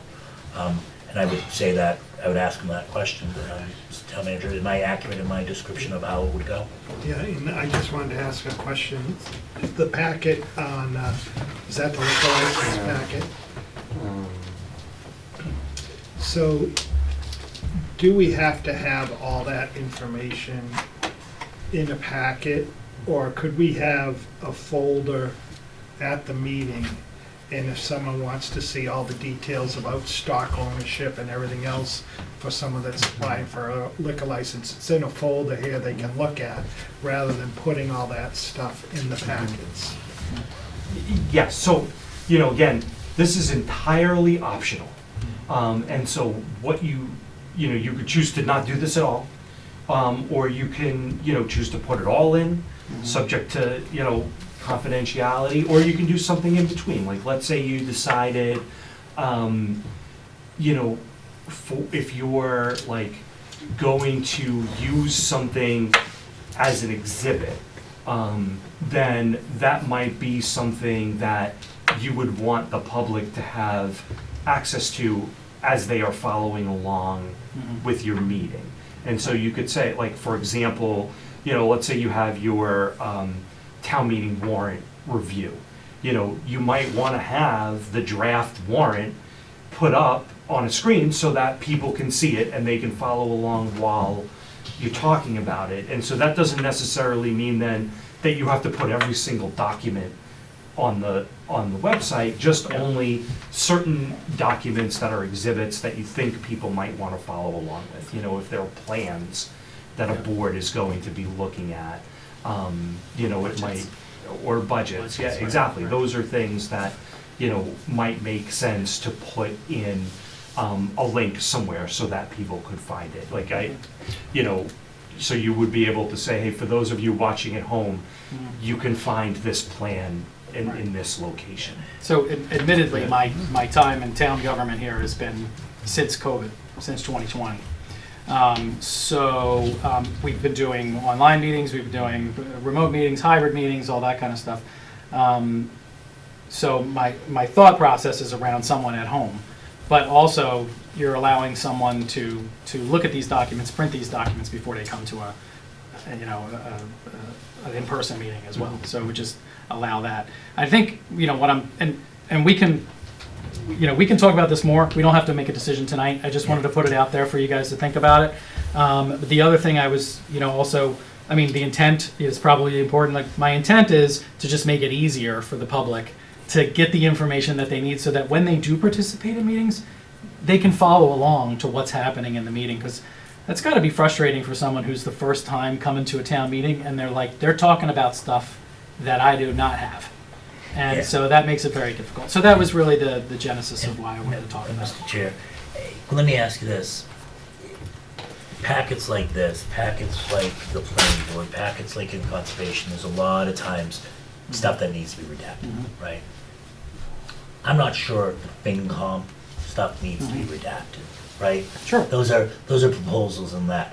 And let me ask you this, is your motivation, I know it's just, your motivation is, let's just all put all the packets out there. Is it more on the financial stuff? I'm trying to understand, because that makes more, to me, that makes more sense to say, okay, when we do the meeting and we send out the invite, maybe we put the maybe the packet on the finance committee stuff. Yeah, I'm certainly open to, given Greg's comments as well, certainly open to, and also thinking that I don't want to create a ton of work for Mike and his folks. You're not creating work for me. Yeah, okay. yeah, I know. By the way, there's over in Attleboro. Just so you know, over in Attleboro right now. You seemed awfully quiet over there. No, I think I would be. It's great to hear from Greg that you don't necessarily have to post a 100-page packet, but maybe something as simple as the board should post anything that would that would require or necessitate prior for study or something. I don't know, something like that. So anything like a budget number or we don't have to put all those licenses and all those pages for licenses in there. We could just put something in there that's like the agenda that just says we're talking about the license for this. That could be fun. Or we could just post the agenda. Well, but there are some things that, there are some things that I think you get. No, and this is what I would say, and it's one of the things that, my professional experience is trying to go into businesses and how to optimize those. When I look at the select board's office, and people are gonna cringe when I say this, we've got a town manager that receives about 250 emails a day. It has 8 appointments a day, manages 12 people. He has one administrator, and that one administrator, and he has an assistant town manager. When you walk in the assistant town manager, you might get basically smothered by the piles because she's got 12 projects going on at once, right? The one thing I am very afraid of is to tax that office anymore without giving the support. And what we're proposing, one of the things that we decided to adopt that policy, it's a lot of work. Well, maybe one of the things we could do is talk to Jen and ask her, if it's something that she, Because I really think Sure. Jen is our administrator, the select board's administrator. Yep. She's also Mike's administrator, right? Yeah. I mean, ideally, I talked to Mike, I say, you should have an administrator go through the emails. These are the important ones that you need to answer right away. These are the secondary ones. This is spam, so on and so forth. Because he does a great job responding to emails. But to get to 250 emails, good luck to you a day. That's a very difficult task with actionable item emails. So I just want to make that, I don't think that's something, I think that's part of this discussion of the Agreed. taxation of the select I think board it's a office. part of, it's absolutely something we should be talking about as well. Alec, you said you wanted to say something. So, I don't know if I would fully be interested in that. What about the items that have to do with budgetary issues and things of that nature? I don't have a problem with that, but when you have, for instance, Two Sons Auto, they just came in, that amount of stuff to be posted prior, Yeah. I don't think is anywhere near necessary. Right. Yeah, it was 90 pages or whatever it is of and- just one issue. And there's no reason for that to be, 130. in my opinion. Yeah. No reason for that to be on Yeah. it. Or the application for Quick Start. Yeah. It doesn't need to be. Yeah. And maybe there's when it comes to those, where there's an applicant for a license or things of that nature, maybe you get the permission of that party first. And if they have no problem with it, it's gonna become public after the meeting.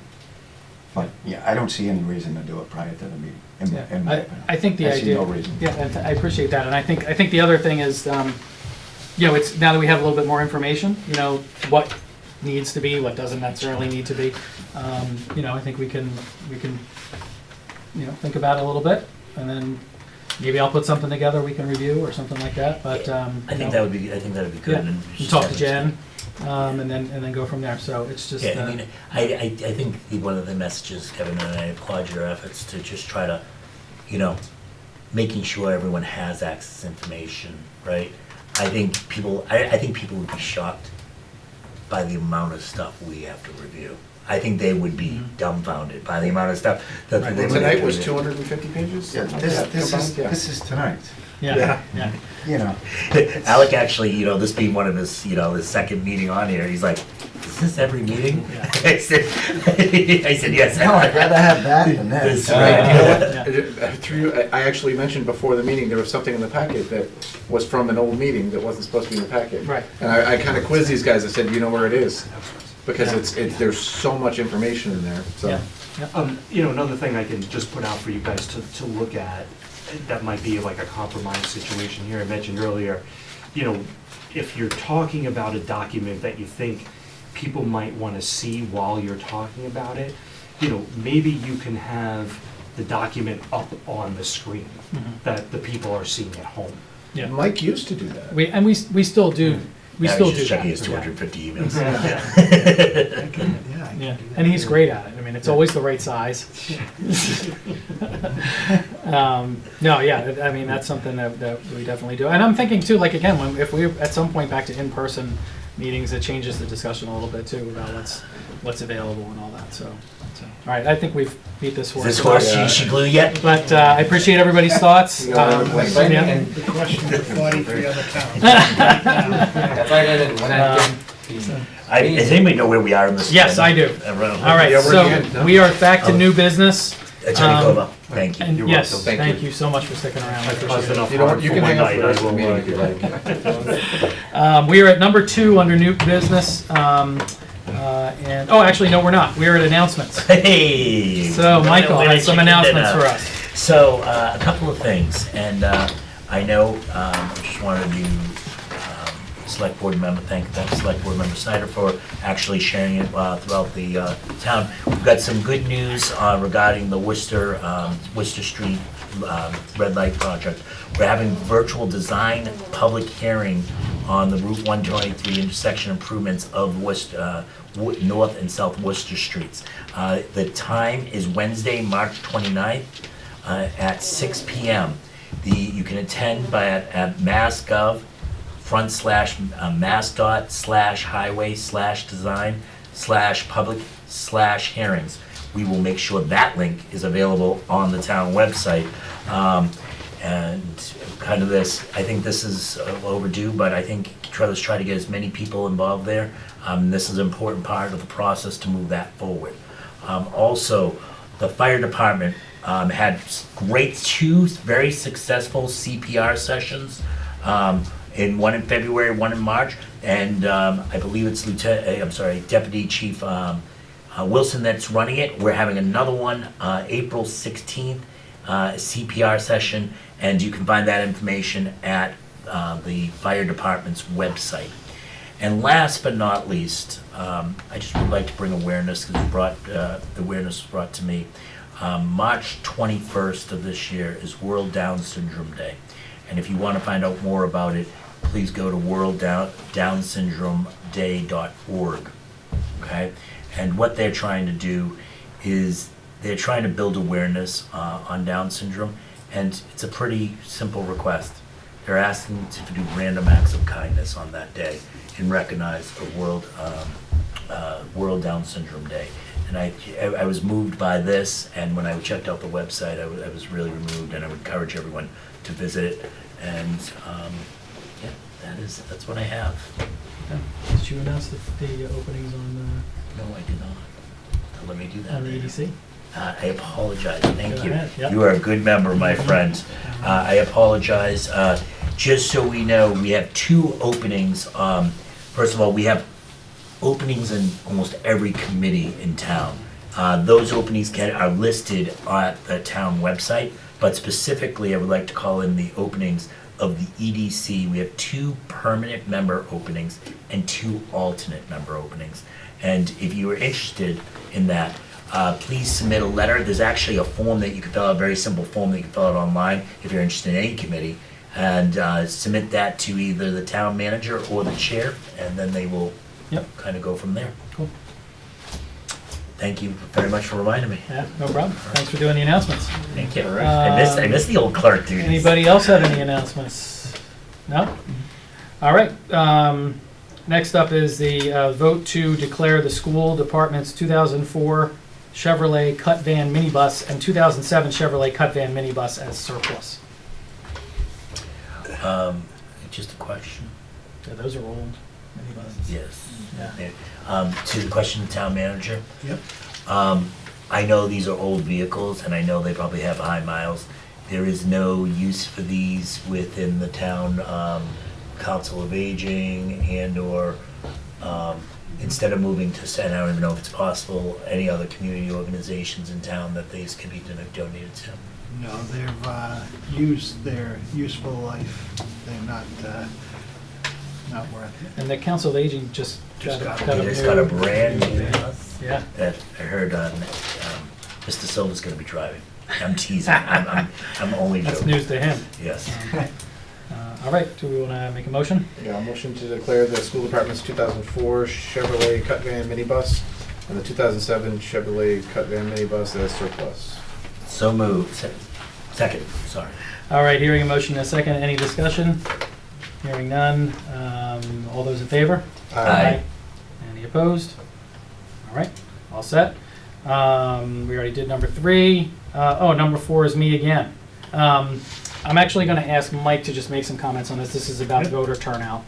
So we did have the special election. Voter turnout was not great. So I think we had 800 and some odd people come to the special election. I don't think voter turnout is something specific to that election. I think it's something we've all talked about and all noticed in town. So I didn't really give you much prep on this, but you kind of want to talk about what we do already to announce elections, and then we can go from there. All right, so obviously, we put it on our website, we put it on the sign out front, the schools put it on their signs. Keith uses one of his digital signs out on East Main Street. Water and Sewer does one on West Main Street, and I think they have a third one now that they could put somewhere else. So these are the large, like, highway signs? Right. Yeah, gotcha. And also Keith posts metal signs at the entrance to town from Easton, Attleboro, Taunton, and Mansfield, stating town election and the date. And that's everything? That's it. And did you mention that the clerk does put it out on Facebook, her town clerk Facebook page? Yes, with she does. the comments, but, Mr. Chair. Yeah, go ahead, Mike. So, I always kind of laugh when people talk about the turnout, because I agree, I would love to have 100% turnout, but people vote on things that they want to vote on, right? We get 10,000 people to show up in the general presidential election. We get typically 1,700 in the town election, right? And the congressional, as anyone knows me, knows I'm an election geek. I follow these things pretty closely. On congressionals, we get about 3,000, 3,500. On overrides, we get about the same. So it's one of those things where, I applaud and all the efforts that we do in town and so forth. I wouldn't beat us up too much on it. I would love to get 100%, right? And it's I think it's people, you put an issue out there, they will show. And it's Okay. All right. Anybody else have any comments, questions, any discussion? One of the things I wanted to ask Mike was, if we wanted to do something like, I was just kind of looking at some ideas that other towns do. So, they put flyers at local businesses. They might do more visible signs, so like lawn signs, things like that on the town, maybe on the town common. So there's other things out there. Like if we wanted to, try to implement any of those things. So Lucia's been on vacation, but I'll check with her, because I remember at one point she had a A-frame. I don't remember what she had them for, but she had A-frame signs, so I'll double check with her on that. It's in the clerk's office. It's behind the third desk. The third desk. And the other thing was, I checked on Norton Alerts, and elections is one of the things we can send out an alert on. So maybe we could do something like that for the upcoming election. Send out something like the day before or whatever, and just, now people can sign up for whether or not they want that texted or emailed or a phone call or whatever. So if you're signed up for that, you'd at least get a reminder. Yep. Also, I can promote this on my Peter Channel newscast on Facebook. I'll do it, Peter. I'd like to, we've kind of been going along tonight, so we can talk about some other things just specific for this election. I just wanted to throw some ideas out there. I do think we should talk about just election turnout in general. And to Mike's point, I totally agree. Like, you could try to maximize people's votes, and they're going to come whether they're going to come or not, right? But I do think it probably would be a good idea for us to at least talk about ways to maybe engage with the public a little bit more and get more people out. And if we could get 3,000 people out for like our annual election, without a override or whatever in there, I think that's an achievable goal. Maybe we set a goal and then we revisit it every now and then and say what worked, what didn't work, and and just put some muscle behind it maybe and see if it works. So it always amazes me that the local election that will have more impact on you than anything else. Like in Massachusetts, all the people show up to vote for the president. Nothing, I'm not trying to be political here, but I'm trying to be a realist. You live in Massachusetts. The delegates are all going to be voting for the Democrats, so you have the least impact on a presidential election than you do on anything. Yep. But everyone goes to vote for that, and then they don't go to vote for the local stuff. Well, this special election was very interesting. About 37% of the people that showed up to the special election had only voted once in the last 5 years. So it drew them out, right? So somehow this special election drew out that 37% of those people that normally are just a one-time voter in the last 5 years. Yeah, I think advertising more is going to bring more people out, but I don't think it's going to be a significant amount. I think the issues, the issues are what's going to bring. I worry that it's an out of sight, out of mind thing. Which is that tough, people, because there were so many people who said, I didn't even know there was an election, and that just drives me crazy, right? Because it's like, how do you not know? But maybe they living under? Right. But if we could put out more information and keep it in front of them a little bit more, maybe we increase it by 10% or 20%, but maybe that's worth it. So should the select board invest in an Uncle Sam outfit, and we rotate on election day? No, Uncle you should be out there. That rotates. It sounds like this is what you're heading no, towards. All those in favor of designating Michael as our Uncle Sam? Yeah. So, all right. So I appreciate that. Mike, maybe we can follow up and talk about some stuff. But all right. So where are we going now? To discussion and or vote to open the special town meeting for May 15th, 2023. All right. So I ask that you vote tonight to open the special town meeting warrant. And the warrant, the notice will be posted. All departments will be notified tomorrow. The ad will be in the newspaper tomorrow, and it will be published on the 21st. And the warrant will close on March 28th, which is the 5th business day at 4 p.m. following the newspaper ad. So May 18th, okay, is the meeting, I'm sorry, May 15th is the town meeting. May 15th. And it has to be open 7 days, right? The special town meeting's open 7 days, correct? 5 business. 5 business days, okay. Why are we open? I'm just curious why we're opening it so soon. Because it would close on the 28th. Correct. Then a copy of the warrant would go to the Finance Committee no later than April 10th. April 28th, you'd have to post the warrant 16 days before the town meeting. Yeah. And then the warrant with recommendations needs to be posted by May 5th. Right, so we're right up against it. Right. Okay. And you need time for town council to review things and... You do this to me every time, and I'm like, you're opening it too soon. So I'll move to open the special town meeting for May 15th, special town meeting warrant. Second. All right. Any discussion? Hearing none. All in favor? Aye. All opposed? All right. The special town meeting warrant is open. Come one, come all. All right. And I want to first of all, I want to thank Bob for sticking around because I know this is his item. But discussion and or vote to put an article on the special town meeting warrant to request funding for a traffic engineer to redesign the intersection at Norton Center. So this comes from the Traffic Safety Committee that we put together, which Mr. Kimball is the chairman, so I figured we would have him go over what we're going to request. Would you like to? You've been requested.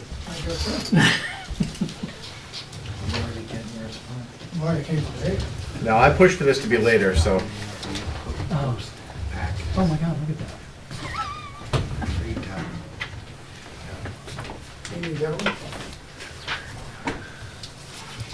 Good evening. Can you say good morning, Mr. Kimball? All right, good evening. For the record, Bob Kimball, 51 Pine Street. I also chair the new Traffic Safety Committee here in Norton. We had 3 meetings so far, and we're kind of getting our feet on the ground real fast. I sent a letter to the board requesting that an article be put on the next warrant after some discussion at our meeting a couple weeks ago. So I did send a letter, and I'm going to read some of it just so people can understand the, not the urgency, but some of the issues that we ran into. I sent out a plea to its 2 state representatives, Barrows and Howard, asking for their assistance in getting someone from Mass DOT, Division 5 down to talk to us. Got a response back from Mass DOT saying, yeah, we'll have someone there. To our surprise, we ended up with 3 members from Mass DOT, a member from Serped, along with us 2 state reps and a representative from our senator's office. So just to show you the kind of urgency when you put out the word that we want to talk about the intersection of Route 123 and 140 in the center of town. It kind of gives you an idea of how they're thinking, what their thinking is. So anyway, we had a meeting. Most of this is just to pick their brains about what we can do as a town to start the process. The same process we used when we did East Main Street, when we North and South Worcester Street. It's a process that takes years to get started. And the first step always is you have to hire a consulting firm, do engineering and layout work, and usually that's on the dime of the community that's trying to get it done. So at this meeting I had Representative Jay Barrows, Steve Howard, Senator Feeney's aide, William Titus, and from DOT we had Thomas Rebello, Barbara LaChance, and Samuel Hawkins. Louis D. Olivier, Representative Serpent. These are high-ranking individuals that obviously were concerned enough to come. After an extensive conversation about the intersection, which is, by the way, is rated F in the Commonwealth, everyone in attendance did agree that there's somewhat of an urgency to address the center. And it's not like we haven't done it before. We've talked about the center of Norton. In more than my 30 years I've been involved, it's always been a topic of conversation. The master plan. It's always been a part of it. And one of the things that the board, the new committee, referred to back in 2018, we did the Complete Streets survey. And then in 2019, we did the Norton Village Center survey, Village Plan survey. I served on both of these committees, and I will tell you that we put a lot of time and effort into it, and a lot of the conversation was around the intersection of 123 and 140 and what to happen. Now, on the 2019 version, we did create a new district, and in the village district, which is actually in the center of town. I think it goes out about half a mile in a radius. Some of the concern of the community was that if we don't start acting now on it, we're concerned that if there are going to be property takings. There's no way around not having property takings. But we don't want those properties to be redeveloped in the meantime. Follow the new guidelines of the new vision center, core, yeah. And start building new commercial buildings with apartments above them and all the other stuff that comes along with it. So we kind of expedited this topic to the top of the discussion because of that. So we had Mass Highway DOT come in and say, okay, what do you guys need us to do, and which direction do we go in? If you read these 2 reports, you'll find out there were 4 options. Option number 1, leave it alone. Option number 2, create a square, I can't call it a rotary, a Almost like square a- intersection, utilizing What could go Library wrong there? Square, taking down some homes along Library Square, utilizing that property. Third one was to go down Mansfield Ave, take out the two Wheaton buildings on the left and go through the center of the redesigned, redone common, which I chaired also, which gives me a pain in my heart. And the fourth one is to go to the right of the Unitarian Church and take out take as much property as needed through there. Most of that is owned by, two properties owned by one person, and I believe the rest are owned by Wheaton College. So no matter what, Wheaton's gonna be a part of whatever the process comes up. So to straighten us out, they said, look, we don't decide which way you're gonna go. You guys have to hire a consultant. They'll come in, they'll do the work. They know what we want. And once you're done and you have two scenarios, we'll come back and we'll give you some direction on what you need to do and how we need to do it. Now, in conversation, Steve, you can help me with this. First of all, I got the impression that everyone in that room was excited about even having a conversation about it. Second part of it is, yes, it is going to be unpopular, no matter what the decision is, including myself. You know, if you go one way, I'm not gonna like it, but is it in the best interest of the community? Yeah, it is. And we have to do something about it. But we have to, as a town, as we've done in other major projects in town, and Mike can help, Mr. Eunice can help us out on this, we have to hire a professional engineer. A lot of the work, in my opinion, is already done, but we have to hire an organization, a company, to come in, do the engineering work, lay it out, have a number of public hearings, like we're gonna have on North and South Worcester Street in a couple of weeks, and get community input, and then come up with a final plan with possibly two different versions that they can choose from. And Mass Highway will decide what exactly will be done. The cost is extremely expensive. To hire a consulting firm, they were just throwing numbers around, it could cost up to $200,000. So now we have to go to town meeting, that's step number one, we have to do that. If we don't do it, nothing happens. So here's our time to make a decision. Do we move ahead and do we try to get this project started? We go to town meeting says, no, we're not spending that kind of money. We're done. We don't have to worry about it anymore. But if we can convince the taxpayers that this is money that we're gonna spend, use, hire the proper people, create the RFP, you know, make sure all this stuff is done. And not just take it like we've done in the past and throw it on the shelf somewhere. I think we can convince the public that we need to do this. Once we've got the RFP out there and an engineering firm hired and all the other hearings we have to deal with, the next step, I believe, the town has to work on is by eminent domain, we have to take property. Whichever direction, you know, Mass Highway decides we're supposed to go. So,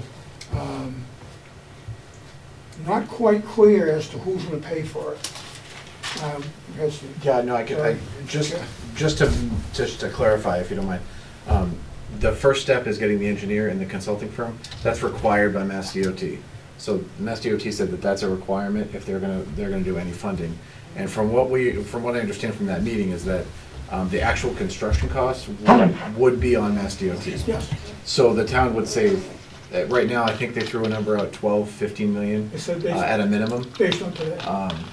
Yeah, based on today. And this isn't a project that's gonna be, you know, a year from now or 2 years. We're talking several years, but just, I wanna make that clear. That Yeah, and again, to be clear, we're not clear about who has to pay for the easements. We don't know if Mass Highway's gonna pay for them or we're gonna pay for them. But I would think based on what happened on the East Main Street road improvements and the bike trail, we pay for it. yeah. So now you're talking about properties that could cost the town a few dollars.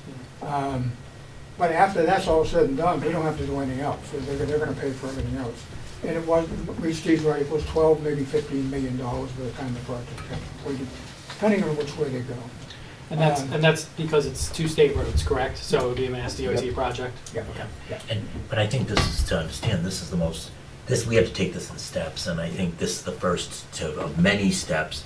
I mean, I don't want people at home to like get overwhelmed by what we're talking about. We can't even move forward unless we do the preliminary engineering. And if people want to do that, great, we'll get the process going. If they don't, then we just leave it the way it is.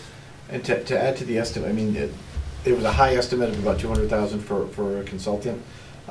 That's on the high end. A lot of the work was done in 2019, and the people from Mass DOT agreed that a lot of that has been done, but it has to come through. There's certain steps that have to be taken. Since we did have Representative Barrows and Howitt there, I would be remiss if I didn't ask them for funds, and they didn't guarantee it, but they're going to try to put in something for about $50,000 to go directly towards that consulting fee. I had a conversation with them after the meeting and suggested to me maybe they could ask for more than that. Yeah. All this federal money that's coming through the systems now, there's got to be some money out there somewhere to help. And we stress, the committee stressed, this is a regional problem, it's not Norton's problem. Most of these cars going through our intersections are not, these people aren't from Norton. They're driving home to Taunton, Mansfield, Attleboro. They're going somewhere else. So anyway, the committee asked that the board consider putting an article on the warrant, the next warrant, and take this before the townspeople to decide whether or not they want to go forward or not.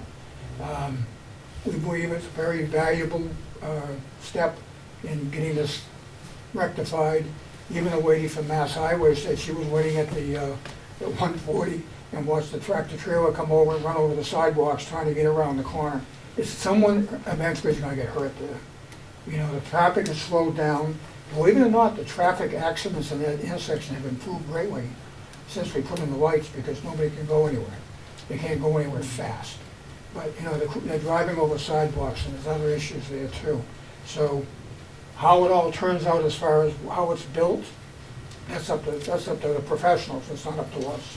So I would ask you to just consider doing that and getting the process started. We can debate it, we can talk about it, put it on the warrant and figure out if it's something we need to do. But if we do nothing, it's going to be the same problem as it was 30 years ago when I was talking about it and we did nothing then, other than trying to get traffic lights, which eventually we did get that put through. Bob, has anything like this ever gone before town meeting before? Oh, yeah. To ask for an engineering study? Yeah, well, we pay for the engineering on East Main Street out here, right? Yeah. The mess that's out here now. And at the state, by the way, most people don't realize that's the state out there that made the mess, not us. Of course. You know? So, but yeah, we pay for that. We pay for the intersection of North and South Worcester Street. Right. Has anything done though on this intersection? As far as an engineering study in the past or anything like that? They call it tax. TFF. Traffic improvement TIP. TIP, yeah. Traffic improvement program. Right. So it's a TIP. And that's what we're asking for. We're asking this guy, this engineering firm, to generate a TIP, get us on the list. Once we're on the list, we have 2 years to react. In other words, we have to start taking the next steps. And I personally believe, and I'm pretty confident, that once we get this on a tip, based on the amount of, I've never seen so many traffic people in one room at one time and interested, I believe that we can notch this thing up. What happens a lot of times is, it happened to us a couple of times, you get put on the list for 5 years out, and then 3 years out, the other town hasn't done what they're supposed to do, so they move you up. I honestly believe that not only can we move up the project and get it done sooner, I also believe that we can get some extra money from somebody to help us. I don't think we have to pay the whole thing ourselves. Okay, good. Mr. Chairman, a question for the town manager. Right now, ARPA funds, if I'm not mistaken, we've used all the county ARPA funds. We have about 300 left of the regular ARPA, or was it 300 or 700? For some reason, I don't remember, I'll have to look at it. I thought it was closer to 7. it was Yeah, closer to We had 7. 7 that was. Seven was left, For yeah. the town hall septic. Yeah. And does traffic improvement typically fall into, does that fall into the infrastructure guideline at all? And would a engineering study qualify that? Or is that shovel-ready projects? Yeah, I'll check, I'll have to check that.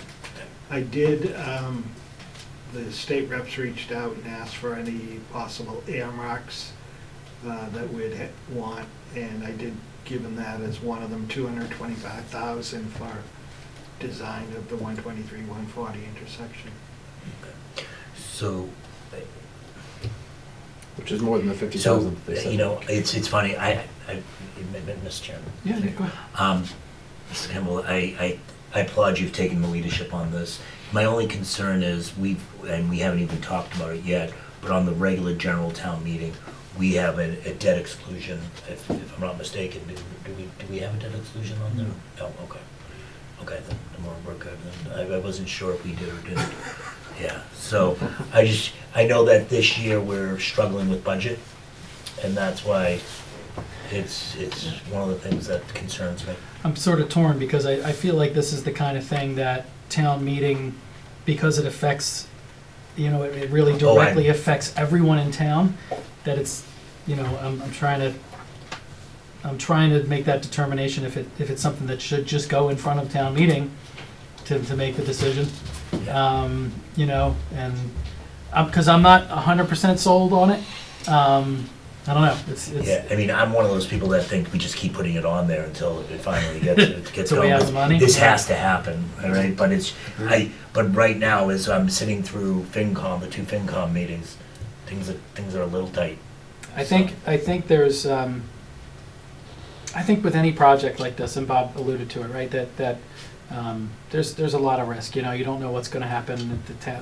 The state approves it, and then, you know, it's 5 years from now, and then it gets delayed, or whatever happens between now and 5 years from now, or 7 years from now. And you're going to have I'm sure you're going to have people fight the eminent domain, right? They're not going to want, you know, the church is not going to want to be affected, or Wheaton's not going to want their property taken. So that's another thing. The cost, you know, then that's the other thing, the cost. But on the other hand, I mean, it's a mess of an intersection, right? It's a mess of an area, and it's been recommended through many different committees and master plan and all of that this is something that needs to be addressed. It's arguably, you can honestly say that it's impacted our economic development as a downtown, right? That curve. And there's literally nothing, I mean, there's nothing else we can do without this. We can't move forward at all until this is done. So, you know, like Mr. Kimball said, this has been put off for 40 years, 50 years. It's one of those priority things, right? Like because we've talked quite a bit at EDC about sewer, about the need for sewer along, you know, and how much does that cost? You know, sewer along 140 or sewer along 123, you know, over by Attleboro, you know, all that kind of stuff. So I think it's a worthy project, you know, and maybe we put it on the warrant and just let the legislature make the decision. Yeah, Mr. Chairman, I believe that, you know, I served 5 years on the Finance Committee before becoming a selectman. I can tell you for the past 30 years, we've had budget shortfalls. We've never had enough money, you know, and I'm part of the process. And every year it was always something. And I totally understand. I totally get it. But at some point, we've got to just stand up and say, okay, I think it's time. You know, And I take your point. Just get started. Just give us a chance to get going on it. And once we've made our commitments financially, the state can deal with the rest. And if it takes them 10 years to do it, from now, it's 12 to 15 million now, and it's 20 in 10 years, that's not our problem.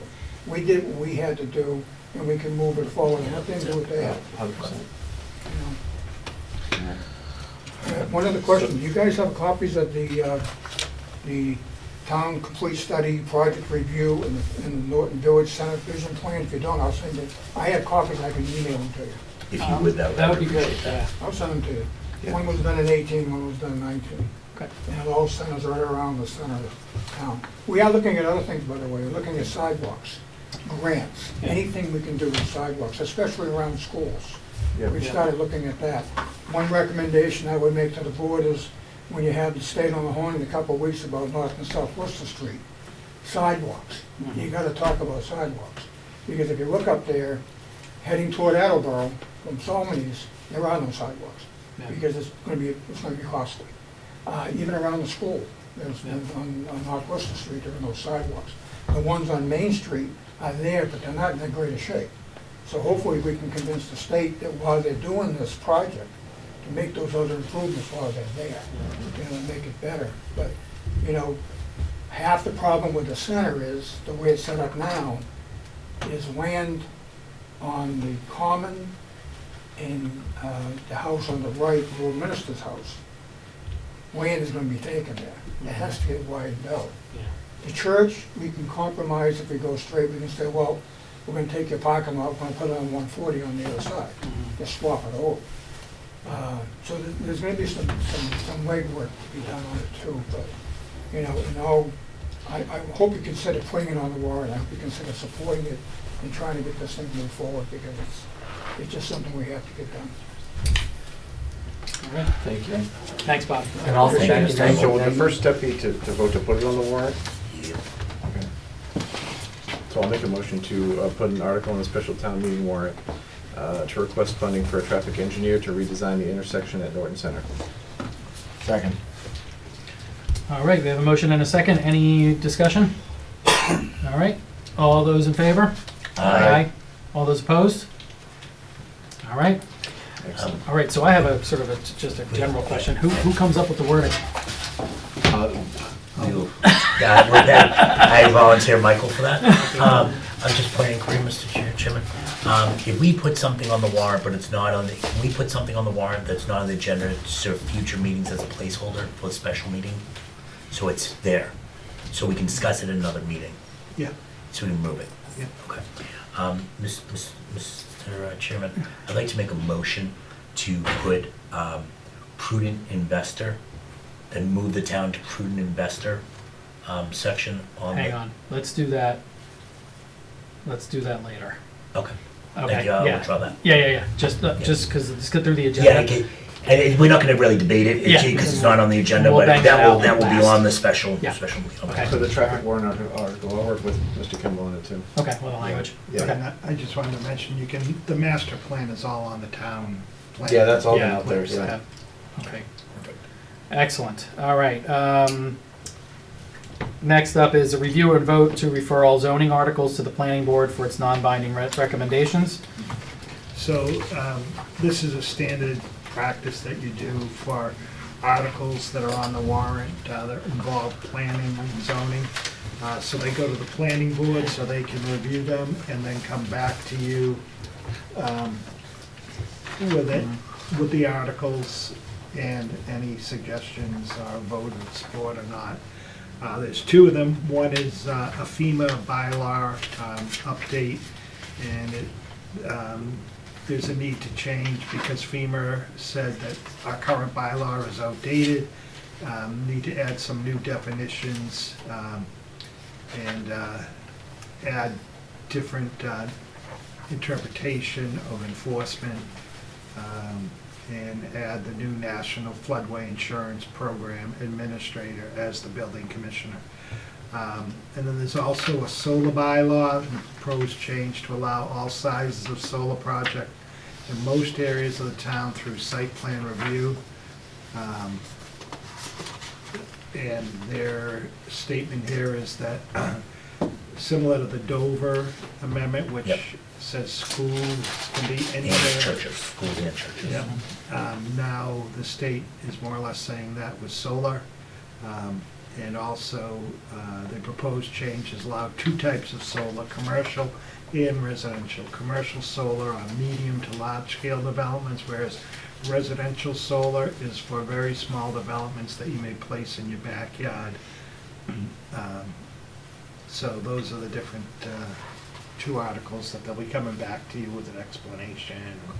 So just for the record, the town manager's Boston accent was coming out. I believe it's FEMA, not Beamer. Yeah. So just to make sure that we're clear on that.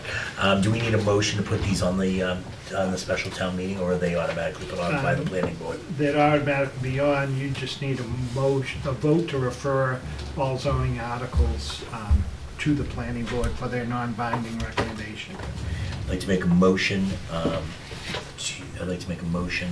to refer all planning board articles, zoning articles, for recommendation To the planning board. to the planning board. For non-binding. For non-binding, thank you. Why didn't you just make this? Because you kept talking. I'll make the motion. Yes, thank you. I withdraw my. Withdraw. Yeah. All right, I'd like to make a motion to refer all zoning articles to the planning board for its non-binding recommendations. Make that seconded. All right, we have a motion and a second. Any discussion? All right, all those in favor? Aye. Aye. All those opposed? All right, moving to discussion and our vote to award, I always say SERSG, SERSG DPW services, contracts for a 12-month period commencing March 1st, 2023. It is tough to say. I called down back one day and I said to Joanne, is Keith there? And she's like, no, he's at Sursage. And I thought she said he had surgery. Sursage. Makes sense. So this is the Southeast Regional Services Group, and so you have before you items that the Highway Department may need during the year, and the prices that came back. And ask that you vote to recommend and sign the DPW Services Award for March 1st, 2023 through February 29th, 2024. All right, anybody have any questions, concerns?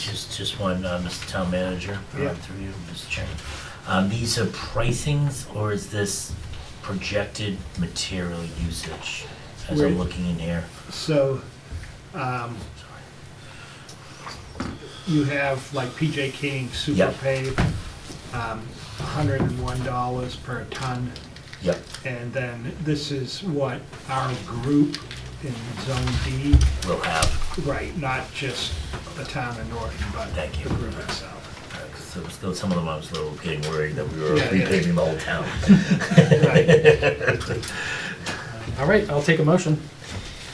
Take a motion, I'd like to make a motion to approve the pricing for the Sursage quote DPW Service Awards for March 1st, 2023 to February 29th, 2024. Second. All right, motion and a second. Any further discussion? All those in favor? Aye. All those opposed? All right. And then review and or vote to approve the release deed and land development agreement and affordable housing restriction for Norton and and for Habitat for Humanity. Yeah. So, the two items here, the land development agreement, which will say that this home will be an affordable home for the life of the home, and then the release deed selling that lot to Habitat for Humanity for $1. And they've already gone in there and tore down the house that was falling down, so the neighbors are happy. with The that, neighbors I'm were sure. outside cheering. And they've got a very anxious mom that's looking to move into the house, Great. so they're really looking to get going. Once they finish this, they'll be able to announce that. Awesome. And a couple of things also, just, Mr. Chair, through Yep. you. There will be opportunities for, this is one of those, they're looking for volunteers, people that have skills that volunteers. They will also have some communities. But more importantly, they have a goal of 300,000 approximately to raise for this, and they need to find ways of this. One of the things that I'm looking to possibly do through the select board is try to, or just promote maybe a residence fund or so forth that people can donate to Habitat. Obviously won't be a town one, we'd have to be an independent thing, but it would be, try to this is gonna be one of some lucky family. This lovely lady's gonna, hopefully, she's been waiting for several years for an opportunity for a home through Habitat, so. Awesome. All right. I'd like to make a motion to approve and the release deed of, do I say the property, Mike, or should I say the property? I don't know. The release deed and the Oh, here land it is. development Yeah, agreement so- for make a motion to approve the release deed and land development agreement for the portable housing restriction between the town of Norton and Old Colony Habitat for Humanity, Inc. 16 Ridge Road. At 16 Ridge Road. Second. All right, motion and a second. Any further discussion? Hearing none. All those in favor? Aye. All those opposed? All right. Now, Michael, you had something under I was other gonna- I was business just about not to- reasonably anticipated, I think. I was about to just text the Habitat saying congratulations, but I wouldn't wait. With that being said, Mr. Chairman, we've been talking about it at the board of the Hicks Fund Trust. I've been talking for years about moving away from the set investment schedule to having more kind of an open plan. To do that is the town has to be approved by the state to go what's called the prudence investor clause. When the Hicks Fund is obviously separate from the town, even though it's related to the town, it's recommended when you go through this process, the town do it as well. So we invest our stabilization fund.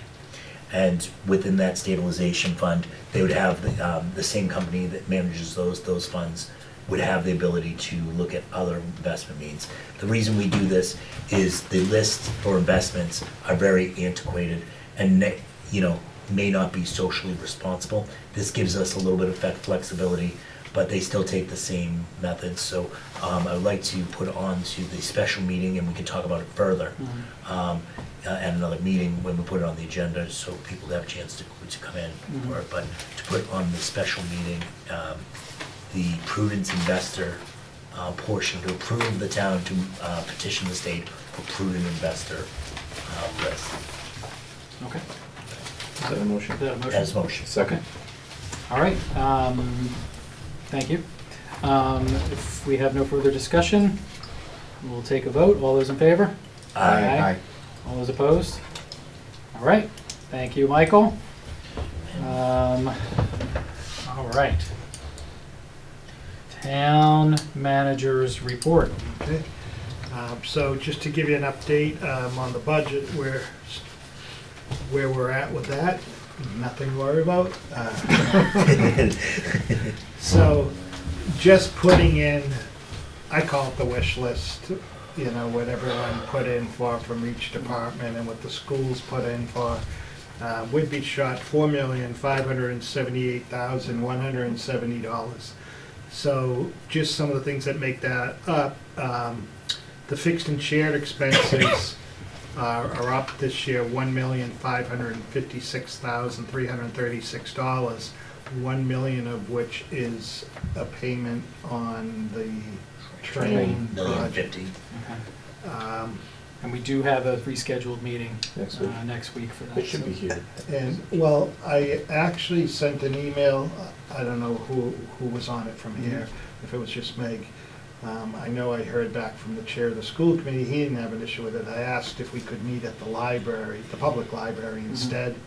That way it can be live broadcast, and if someone can't be there, has a medical issue or something, can't be there, they could, with the big screen there, they could participate better remotely. Okay.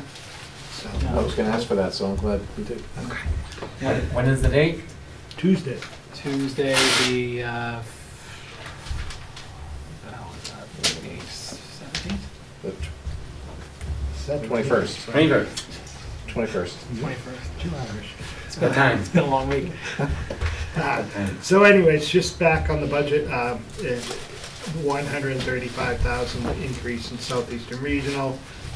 All the town departments requesting $989,964, and the schools $3,032,533. So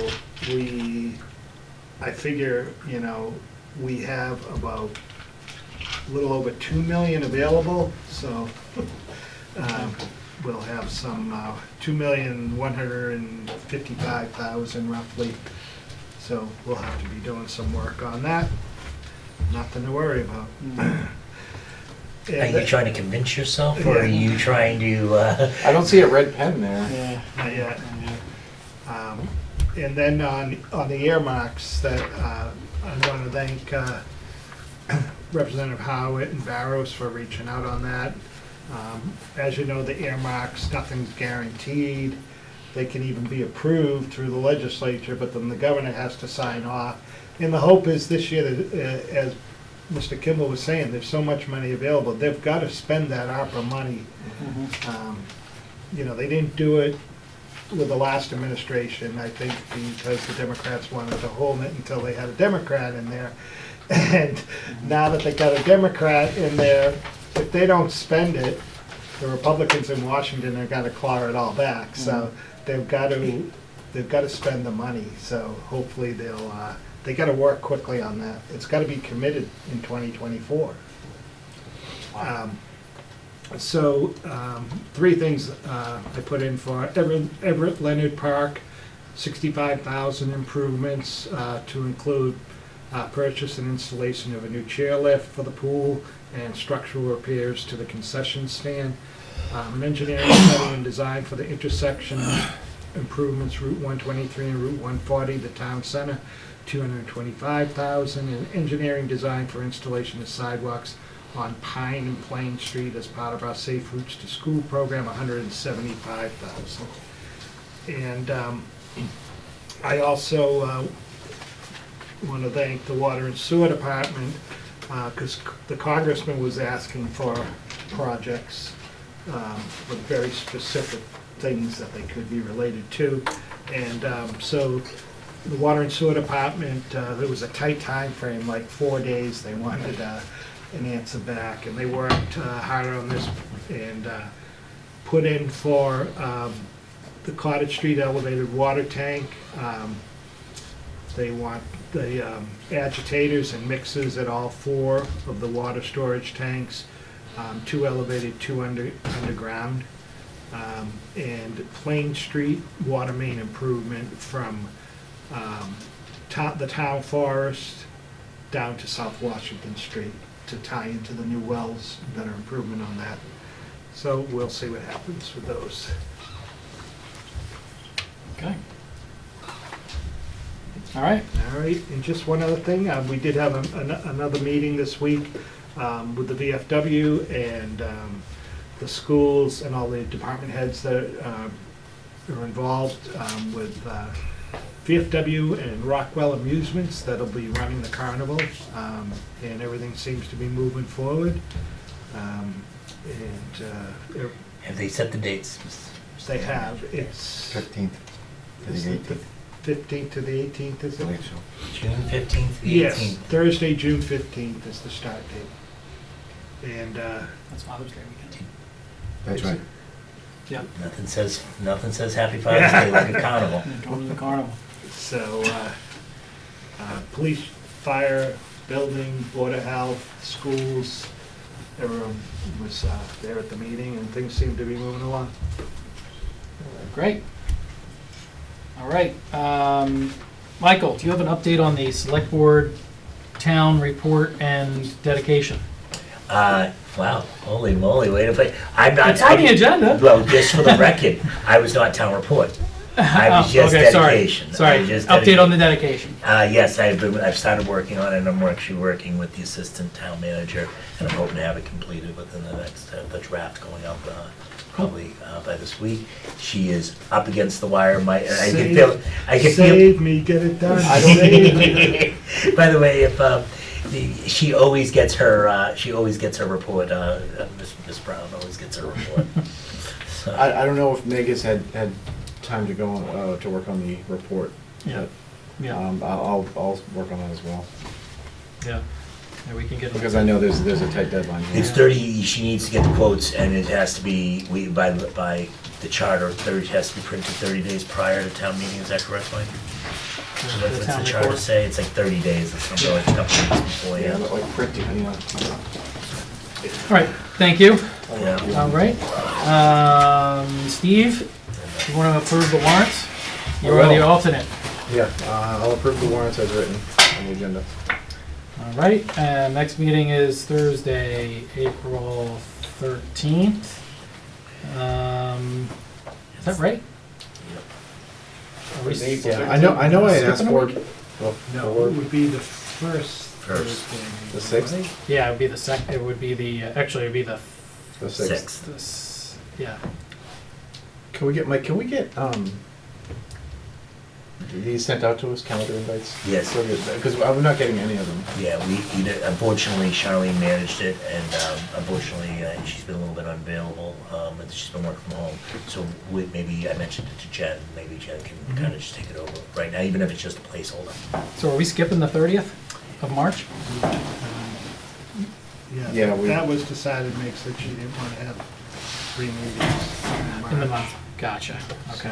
But it should be the So first let me ask this, I know, and I Should be the empathize that do we have enough going on with the budget and all that, that we should be doing the 30th of March? I understand it's her concerns and so forth, but it's this, I don't wanna rock Chairman Arts' this, but I can't be here the 30th. then that I decides think you had mentioned that last time. Okay, all right. All right, 4th it is? I mean. The 6th. 6th. it is. Okay.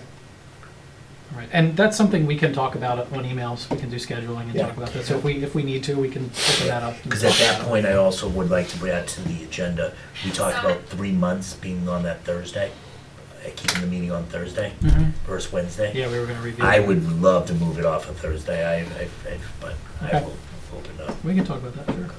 Yeah, you can talk about it. I like it on Thursday. All Probably right, had a there's standing one up. vote against. All right. There's no executive session tonight. I'll take a motion to adjourn. So moved. Seconded. All those in favor? Aye. All those opposed? All right, the meeting is adjourned at 9:45.